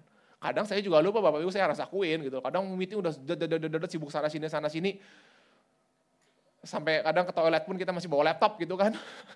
Tapi poinnya adalah hati kita tuh harus selalu, yuk lewat firman hari ini, saya mau ingatkan lagi, yuk hati kita selalu tertambat kepada Tuhan. Ya, dan ingat, nanti ujung-ujungnya semua Tuhan bilang akan diuji dengan api. Jadi Yesus adalah Tuhan segala Tuhan, Tuhan atas karir saya, Tuhan atas bisnis saya, Tuhan atas keuangan saya, dan Tuhan atas hidup saya. Amin. Prinsip yang ketiga. KPI profesional kita adalah untuk mengasihi dan menjadi pembawa damai. Bukan ngejar angka di perusahaan, KPI yang utama kita sebenarnya tempat kita bekerja, di tempat bisnis kita adalah mengasihi dan menjadi pembawa damai. Bekerja dengan excellent, wah semua penuh skill, itu bagus. Saya nggak mau ngomong itu hari ini. Karena itu pasti, kita harus ngasah skill kita terus, kita harus improve, kita harus expand network kita, jaringan kita. Bekerja dengan integrity, itu wajib dan itu sangat baik. Gitu. Jangan dikit-dikit nyerah, jangan malas-malesan, ada waktu santai, sosmedan kayak gitu. No, kita harus terus grow, kita coba bekerja selalu think one step ahead of our position. Kalau kita sales, berpikirlah seolah-olah engkau sales manager, apa yang harus engkau lakukan. Ya kan? Jadi selalu berpikir satu step di atas posisi kita. Cuman pertanyaannya, apakah engkau sudah merefleksikan Yesus belum di tempat kerja engkau sekarang? Yesus yang penuh kasih, penuh damai sejahtera. Apakah hidupmu sudah merefleksikan Yesus atau belum? Ya kan? Nah, kita baca di Amsal 3 ayat 3 sampai 4. Di sini dibilang, janganlah kiranya kasih dan setia meninggalkan engkau. Kalungkanlah itu pada lehermu, tuliskanlah itu pada loh hatimu, maka engkau akan mendapat kasih dan penghargaan dalam pandangan Allah serta manusia. Ya Bapak Ibu, di sini apa? Dibilang kalau engkau mengenakan kasih dan setia. Di sini setia bukan setia sama bos atau setia sama kantor ya, enggak ya. Setianya sama Tuhan ya. Setia sama Tuhan dan kita setia tetap memusatkan hidup kita sama Tuhan. Pekerjaan bisa pindah-pindah, tapi hati kita jangan sampai kasih dan setia sama Tuhan itu meninggalkan kita. Dibilang apa? Di sini engkau mendapat kasih dan penghargaan dari Allah dan juga manusia. Ini yang dibilang namanya God's favor. Dimanapun kita bekerja, mendadak ada promosi. Kita lagi marah-marahin, mendadak kita bisa lewat, ya kan? Ini yang namanya God's favor. Dan saya selalu ingat apa yang dulu Kak Hong sempat bagikan gitu loh. Hubungan itu lebih penting daripada masalah benar atau salah. Kadang di kantor, termasuk di rumah tangga, kita sering fokus pada memenangkan argumen kita. Dengan kolega kita, dengan bos kita sekalipun. Fokus untuk argumen. Padahal apa? Mungkin itu benar sekalipun, tapi ingat, ketika engkau memenangkan argumen, secara hubungan sebenarnya apakah engkau menang? No. Engkau kalah, apalagi dalam rumah tangga, ya kan? Kita fokus memenangkan argumen, engkau rasa engkau menang. Padahal sebenarnya kalian itu ya sama-sama lose. Jadi di pernikahan itu apalagi cuma ada win-win atau lose-lose. Nggak ada satu win, satu lose. Nah, you menang berdua atau kalian kalah berdua. Dalam hal pekerjaan juga, nggak ada gunanya lah kita terlalu fokus ke memenangkan argumennya. Fokus ke hubungannya. Apakah hubungan itu terbangun apa enggak? Ya kan? Nah, ayat berikutnya di Kolose dan di Matius di sini dibilang hendaklah damai sejahtera Kristus memerintah dalam hatimu. Ini saya baca yang lanjutan khotbah minggu lalu mengenai manusia baru. Di sini dibilang hendaklah damai sejahtera Kristus memerintah dalam hatimu. Karena untuk itulah kamu telah dipanggil menjadi satu tubuh dan bersyukurlah. Dan di Matius dibilang berbahagialah orang yang membawa damai karena mereka akan disebut anak-anak Allah. Ya kan? Apa sih pembawa damai di tempat kerja? Ya di kantor nggak tempat gosip, ya kan? Ada orang misalnya ngomong, "Yud, gue nggak suka sama ini gini. Jangan dikomporin." "Oh iya bener lu, itu parah. Gue setuju sama lu. Kayaknya besok kita jegal dia yuk, kita nggak usah ajak makan gimana?" Jangan kayak gitu Bapak Ibu. Ketika ada yang curhat, ini juga sangat terjadi di kantor saya. Ketika ada curhat, kita dengerin, "Oh iya, enggak lah, mungkin nggak kayak gitu dia. Mungkin kamu aja mikir kayak gini, mungkin dia lagi stres, lagi banyak pressure, jadi dia mikirnya kayak gitu." Nangkap ya Bapak Ibu ya? Kita di tempat kerja kita, harusnya kita menjadi pembawa damai. Kalau ada orang kayak gini ngeluh gitu, jangan kita komporin. Kita nggak memanfaatkan konflik. Ada lagi orang yang dia coba kenal ini, oh iya dia lagi konflik sama ini, dimanfaatin lah sama ini, dia adu-adu lagi di belakang. Padahal ternyata apa? Kayak yang tadi saya bilang, dia adalah mastermind-nya, dia ngadu-ngadu semuanya. Ya kan? Jangan kayak gitu, jangan main office politics lah, never play office politics gitu. Dan yang terakhir ini, kalau misalnya kita lihat prinsipnya di sini, saya mau penuh kasih dan membawa shalom, membawa damai di tempat saya bekerja. Karena apa? Di tempat saya bekerja itu ada greater purpose. Kita lihat di semua tempat kerja itu setiap orang yang ada di kantor kita itu ladang pelayanan. Setiap customer yang kita anterin di Gojek atau di Gokar itu adalah ladang pelayanan kita. Mereka orang-orang yang sudah Tuhan tebus. Tuhan udah mati untuk menebus mereka semua. Orang di kantor kita termasuk siapa? Bos kita, kolega kita, karyawan, OB, security, semua itu orang yang udah ditebus sama Tuhan. Nah, ketika kita pagi nyapa dia, kira-kira apakah mereka lihat Kristus apa enggak dalam hidup kita? Itu yang menjadi pertanyaannya. Nah, mungkin sebentar saya akan selesai, saya undang pemusik juga.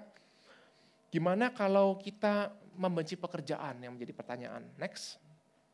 Ada nggak ya di sini yang membenci pekerjaan? Kayaknya ini udah minggu nih, habis minggu makan siang, sore, aduh, Senin udah ngantor lagi. Minggu yang panjang. Ada nggak Bapak Ibu yang ngerasa kayak gitu? Aduh harus kerja lagi ya kan? Gimana kalau kita membenci kerjaan? Menurut saya cuma 3 poinnya. Nomor 1 dari pengalaman saya pribadi ya Bapak Ibu ya. Tuhan mau equip kita atau mau latih kita bawa ke next level. Kayak yang tadi saya benci sama pekerjaan kita, mungkin bos kita ya kan. Tuhan mau latih saya untuk saya nggak sombong. Ini yang mau Tuhan hancurin. Coba Bapak Ibu sebelum kesel sama orang lain atau sebelum kesel sama kerjaanmu, engkau lihat diri sendiri. Apa yang Tuhan mau ajar dari kisah ini? Ya, itu pertama. Kemungkinan pertama kalau engkau kesal. Mau keluar ya. Nomor 2, Tuhan lagi asah karakter kita. Tuhan asah terus, Tuhan asah terus. Ingat ya, fokus Tuhan itu ke diri kita, perubahan hidup kita. Atau yang ketiga, memang Tuhan memanggil engkau untuk keluar dari apa yang kau kerjakan sekarang. Tapi kalau mau keluar, kalau menurut saya, kita uji dengan waktu. Jangan buat keputusan gegabah. Coba ambil waktu. Kita coba pikirin.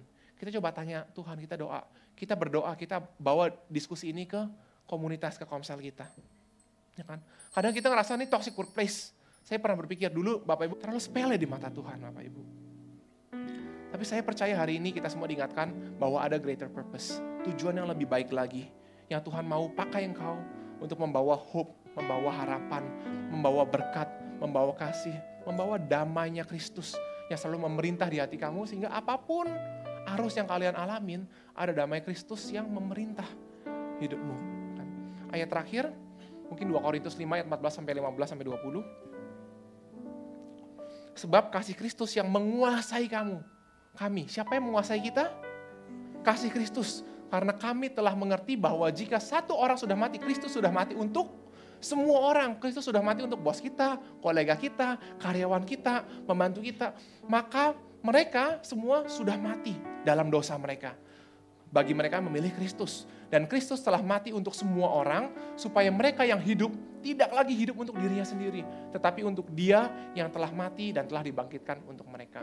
Dan di ayat 20-nya, jadi kami ini adalah utusan-utusan Kristus. Seakan-akan Allah menasihati kamu dengan perantaraan kami. Setiap kita menjadi perantara kasih Kristus dengan dunia tempat kita bekerja.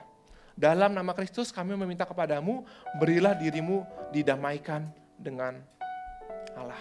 Jadi ujung-ujungnya Bapak Ibu, ini semua tentang amanat rasuli dan amanat agung lagi ya, kalau kita lihat. Gimana kita membangun diri kita, gimana kita membawa terang Kristus di tempat kita bekerja gitu. Makanya hiduplah dengan benar, bekerjalah dengan spirit yang excellent. Supaya apa? Agar dunia tahu. Supaya orang-orang tuh melihat, siapa sih Tuhan yang kita sembah? Siapa sih Tuhan yang setiap minggu kita ke gereja? Yang mungkin seminggu 2-3 kali ada Bible study atau komsel. Siapa sih Tuhan itu? Buat orang-orang itu penasaran akan hidup kita gitu loh. Dan pelayanan lewat marketplace itu paling enak Bapak Ibu. Kita ngomong mungkin relevan, pekerjaan semua. Tapi kita juga di kerjaan harus kita jadi excellent. Kita harus dengan integriti. Jangan sampai di pekerjaan kita nyolong-nyolong duit. Habis itu hari Minggu pas kita ketemu, kita ngomongin firman. Nah, itu gak nyambung. Ya kan? Paling enak pelayanan di marketplace kenapa? Jangan sampai kontradiktif gitu loh. Karena kita bekerja dengan cara dunia. Nah saya mau mengakhirin, saya nggak tahu Bapak Ibu semua teman-teman di sini pekerjaannya apa satu-satu. Cuman saya mau ucapin terima kasih hari ini buat segala bidang di mana engkau bekerja. Mungkin saya boleh secara cepat saya undang setiap pekerja di tempat ini ya. Yang pertama mungkin kita bisa lihat, ada nggak di sini Bapak Ibu yang bekerja di bidang bisnis dan keuangan? Boleh next, klik. Bisnis dan keuangan, boleh tolong bangkit berdiri. Kerja di bisnis dan keuangan, engkau punya bisnis, entah engkau di bidang finance, engkau business development, engkau sales, engkau asuransi. Boleh bangkit berdiri Bapak Ibu? Engkau yang di bidang bisnis. Ayo saya undang. Bidang bisnis, oke, satu. Mas yang bisnis cuma satu. Bisnis, sales, asuransi, ada? Cuma satu, Javon doang. Yang punya bisnis Bapak Ibu. Usaha, benar. Yang berusaha, punya usaha. Oke. Makin banyak ya. Boleh kita tepuk tangan yuk, kita beri tepuk tangan. Ini orang-orang yang punya usaha di tempat ini. Next, mungkin cepat aja. Yang bekerja di bidang kesehatan. Entah engkau dokter, engkau suster, engkau pelayan pasien, engkau peneliti. Boleh bangkit berdiri? Ada yang dokter? Bu Sri ya. Habis itu yang ketiga. Engkau bekerja di bidang service dan retail. Engkau pelayan restoran, punya restoran, pelayan warung, jaga toko, di customer service, di security. Boleh berdiri? Boleh berdiri? Mantap. Next. Engkau yang di bidang seni dan media, pemusik, penyanyi, penari, desain, audiovisual, dan lain sebagainya. Ada yang di multimedia? Ada? Oh, di belakang dong, kita kasih tepuk tangan untuk tim multimedia. Next, di bidang transportasi. Ada Bapak Ibu bidang transportasi? Engkau driver, engkau Gojek, engkau main di taksi, engkau pilot. Baru ada Bapak juga, ada Ibu. Thank you buat pelayananmu di bidang transportasi. Next, di bidang pemerintahan, di kementerian, lembaga aparatur negara, polisi, TNI. Ada Bapak Ibu? Oh, Bro Pandu ya. Ada lagi, kita beri tepuk tangan. Kemudian di bidang hukum, ada nggak lawyer, notaris, atau legal counsel? Ada yang bidang hukum? Bidang hukum nggak ada ya? Oh, jemaat kita nggak ada hukum ya? Oke, next. Di gereja dan domain, pendeta, misi, sekretariat, counselor. Ayo beri tepuk tangan. Hah? Ayo Kak Dharma. Hah? Kak Atta juga ya, Bang Salmun juga. Oke. Next, di bidang IT. Web design, programmer, di bidang network. Ada cyber security. Ada di bidang IT, Kak Dino, Kak Ade. Next, di bidang edukasi ada yang menjadi guru, dosen, atau sekarang masih murid atau mahasiswa. Mahasiswa STT Let's? Iya. Ada yang guru akademisi? Hah? Ada.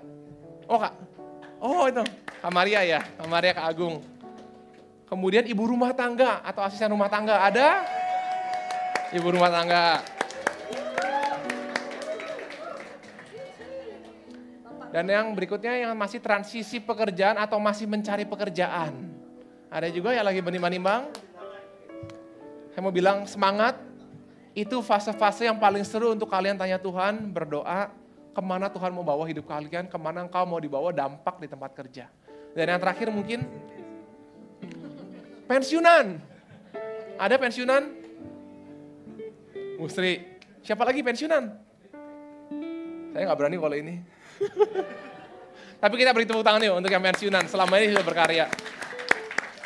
Oke, jadi banyak sekali pelayanan marketplace di Alkitab ya Bapak Ibu ya. Saya boleh undang bangkit berdiri.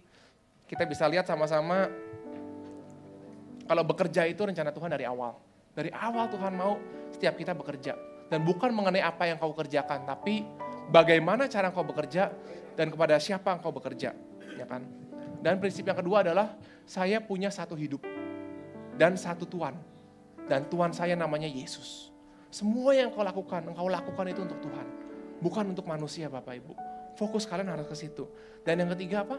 Jadilah pembawa damai. Pembawa kasih. Shalom. Reconcile dalam pekerjaan kalian. Ingat selalu ada greater calling, ada greater purpose.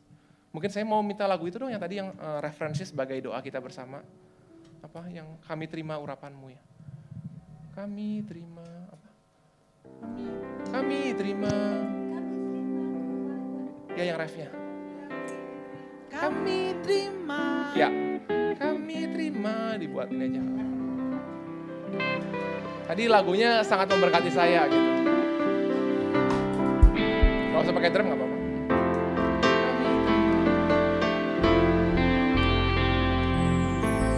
Kami terima kuasa-Mu Tuhan.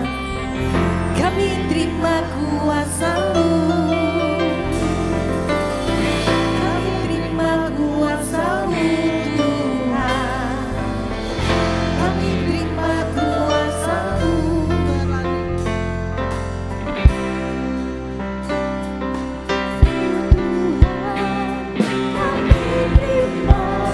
Kemenangan yang Engkau sediakan untuk kami bawa di setiap langkah.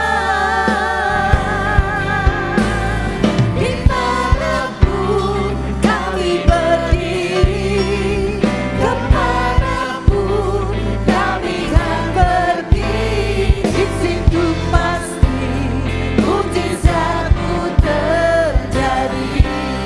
Tuhan, hamba-Mu berdoa hari ini Tuhan. Di hadapanku ada prajurit-prajurit-Mu Tuhan. Yang Kau utus dimanapun tempat mereka bekerja. Mau itu di marketplace, di perusahaannya, di bisnisnya Tuhan. Di kesehariannya, di gereja sekalipun Tuhan. Kami berdoa Tuhan hari ini ada urapan yang baru Tuhan.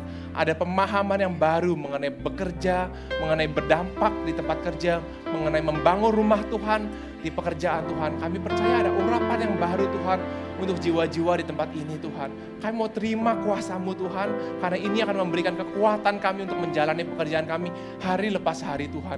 Bukan karena benefitnya dari pekerjaan Tuhan, tapi karena Engkau Tuhan yang sudah mati buat hidup setiap kami Tuhan. Menebus hidup setiap kami Bapak.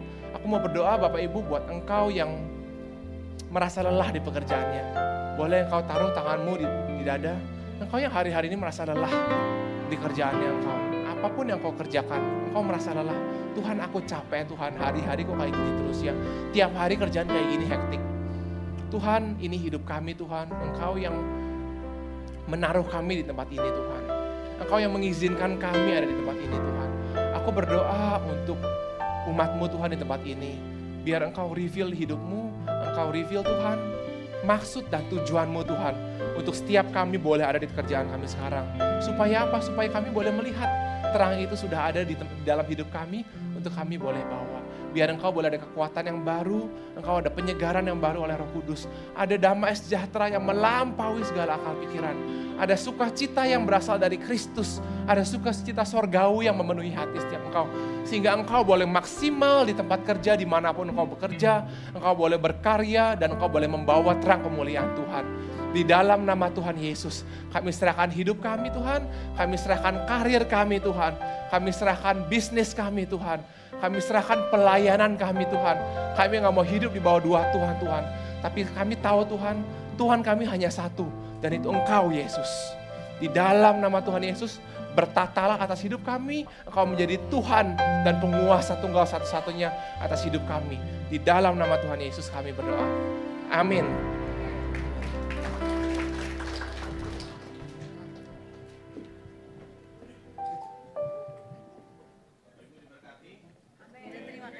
Sama-sama Kak Hana. Wow. Saya pribadi sangat diberkati sama sharingnya Yuda hari ini. Karena seringkali saya percaya ya kadang-kadang orang tanpa sadar dia kalau ngumpul di gereja hari Minggu tuh semuanya pakai topeng kan. Datang-datang make up, semua siap dengan baik, baju baik. Tapi kalau udah Senin, Selasa, Rabu, Kamis, Jumat lumayan lah, kadang ada komsel ya. Hari-hari tertentu yang komselnya malam. Tapi kalau orang yang ketemu sama kita tiap hari di tempat kerja, dari pagi, siang, sore, nah biasanya mereka yang tahu diri kita apa adanya tuh. Nah mungkin dari sharing, kalau ada yang ketemplak mungkin ayo bertobat. Gitu. Kita harus bawa terang Tuhan dimanapun kita ada, saya percaya. Jadi jadilah dirimu apa adanya. Kamu di rumah sama, di gereja sama, di tempat kerja sama, dengan keluarga responmu sama, dengan staf orang-orang yang bekerja sama dirimu sama, jadilah terang Tuhan di situ. Baik, berikut ada pengumuman. Shalom jemaat yang dikasihi Tuhan, selamat hari Minggu. Mari sama-sama kita saksikan beberapa pengumuman di hari Minggu, tanggal 8 September 2024. Jemaat yang dikasihi Tuhan, kami dengan penuh sukacita mengumumkan bahwa gereja kita akan melakukan pembangunan untuk memperlebar tempat ibadah kita. Terima kasih untuk setiap doa dan investasi iman yang sudah Anda tabur sebelumnya. Mari kita terus bertekun dalam doa dan menabur untuk pelebaran kerajaan Tuhan dan pembangunan rumah Tuhan di Abalov Selatan. Saudara-saudari yang terkasih dalam Tuhan, mari siapkan hati dan waktu kita untuk hadir pada ibadah Abalov Selatan di hari Minggu, tanggal 15 September 2024 untuk mendengarkan firman Tuhan dari Penatua Sumarno Kosasih. Berikutnya, kami mengumumkan bahwa Fellowship Senior akan diadakan bulan ini pada hari Sabtu, tanggal 28 September pukul 12 siang di ruangan Abayut, lantai 3 Abalov Selatan.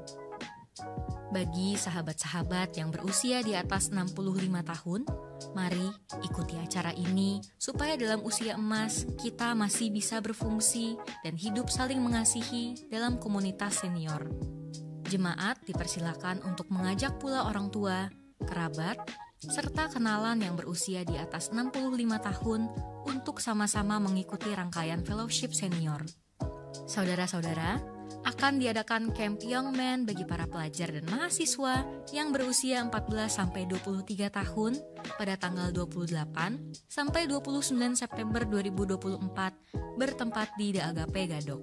Bagi saudara-saudara yang rindu mengalami Tuhan dan membangun komitmen mengikuti Tuhan dari usia muda, ajak teman-teman Anda dan segera daftarkan diri melalui barcode yang tertera maupun melalui link yang dapat Anda minta dari tim youth kami. 1, 2, 3, yes! akan diadakan Camp Man of South atau Pria Sejati pada tanggal 2-3 November 2024. Camp ini ditujukan bagi saudara-saudara yang rindu untuk mengalami Tuhan, terutama dalam nilai-nilai keselamatan, ketaatan, kesatuan, kepercayaan, dan pengharapan. Kami persilakan untuk menghubungi kontak person yang tertera untuk mengikuti camp ini. Mari memberikan persembahan yang terbaik dan sama-sama mendukung pekerjaan serta pembangunan di rumah Tuhan. Kami telah menyediakan barcode persembahan yang bisa Anda scan baik di layar maupun di kursi-kursi jemaat. Anda juga dapat memberikan persembahan melalui amplop persembahan yang dapat Anda minta kepada para asyar kami. Kami sangat menghargai setiap bentuk dukungan dari Anda semua. Selamat datang bagi saudara-saudari yang baru pertama kali hadir hari ini. Kami Gereja Tuhan dengan tulus menyambut kedatangan Anda. Mari bergabung dengan kami dalam membangun kerajaan-Nya. Kami dengan senang hati mengundang Anda menjadi bagian dari gereja kami yang penuh kasih. Sekian pengumuman untuk minggu ini. Tuhan Yesus memberkati. Baik, tambahan sedikit untuk yang camp Young Men, khusus untuk pria-pria muda, mungkin Bapak Ibu punya anak, keponakan, mungkin anak tetangga atau siapa, sedikit informasi, camp Young Men kali ini akan full dilayani oleh Kak Edi Leo ya. Jadi camp yang luar biasa, Bapak Ibu-Ibu boleh mungkin di-encourage, ada pria-pria muda yang dikenal boleh didaftarkan penuh. Kalau nggak salah pendaftarannya akan tutup tanggal 14. Jadi pertengahan bulan ini akan ditutup pendaftarannya, boleh sebelum pendaftaran ditutup boleh didaftarkan. Dan juga saya encourage untuk bapak-bapak yang belum ikut camp Pria Sejati boleh ikut di bulan November, karena saya yakin camp itu akan menolong sangat banyak dalam hidup kita sebagai pria-pria. Mungkin yang ibu-ibu yang ada di sini suaminya belum ikut boleh didorong untuk ikut. Sekali lagi yuk mari kita bangkit berdiri, kita akan akhiri ibadah. Tuhan, kami terima kemenangan yang Kau sediakan untuk kami bawa di setiap langkah. Di hadapan-Mu kami berdiri, kemana-Mu kami kan pergi, di situ pasti mujizat-Mu terjadi.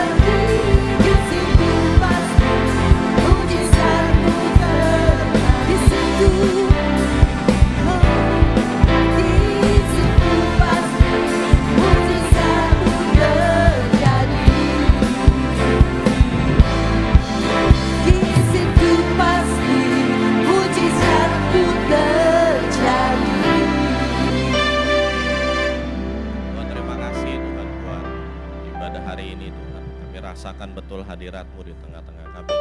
Kami tahu Engkau ada bersama-sama dengan kami Tuhan. Dan kami percaya Tuhan setiap kebenaran yang udah kami terima akan termeterai oleh darah-Mu Tuhan. Dan kami akan pulang bawa setiap kebenaran itu Tuhan, kami akan lakukan Tuhan. Kami akan mulai belajar untuk menata ulang kembali hidup kami Tuhan. Biar Engkau dapati kami jadi pengelola yang baik, jadi hamba yang baik, jadi anak-anak yang berkenan di hadapan-Mu. Dimanapun Kau taruh kami untuk berdampak Tuhan. Biar kami mulai lagi sadar bahwa Engkau punya tujuan yang besar buat setiap kami Tuhan. Terima kasih Tuhan, kami bersyukur buat semua hal-hal ajaib yang Tuhan taruh dalam hidup kami. Kami sepakat berdoa Tuhan buat setiap komsel-komsel di sepanjang minggu ini Tuhan berkati. Tuhan yang hadir Tuhan Kau ajar, tolong setiap kami untuk bertumbuh dalam setiap sel grup Tuhan. Juga buat setiap pekerjaan kami, pelayanan kami, buat yang lagi studi, buat semua hal yang Tuhan percayakan dalam tangan kami Tuhan, kami percaya. Biar kami terus belajar dari Engkau dan Engkau juga mendapati kami sebagai pengelola yang baik. Hamba berdoa Tuhan buat setiap anak-anak-Mu di tempat ini, Engkau yang terus tolongi setiap permasalahan hidup setiap kami Tuhan. Terus bicara sama kami di waktu-waktu saat teduh kami, di waktu-waktu pribadi kami doa dengan Engkau. Terus ajar kami, bawa kami terus bertumbuh mengenal Engkau, bertumbuh kepada keserupaan dengan Kristus. Terima kasih Tuhan. Bapak Ibu boleh angkat tanganmu, pulanglah, terimalah berkat Tuhan, pulanglah dengan kasih karunia, dengan kebenaran yang baru, pulanglah terus dengan haus dan lapar akan Tuhan, pulanglah terus dengan keintiman dengan Roh Kudus. Hamba berdoa Tuhan, gak ada satupun yang miskin di tengah-tengah kami, apapun yang disentuh oleh tangan kami berhasil Tuhan, kemanapun langkah kaki kami berjalan, ada hadirat-Mu menyertai. Pulanglah diberkati dan jadi berkat. Di dalam nama Tuhan Yesus kami berdoa. Yang diberkati sama-sama katakan amin. Selamat hari Minggu, Tuhan Yesus memberkati.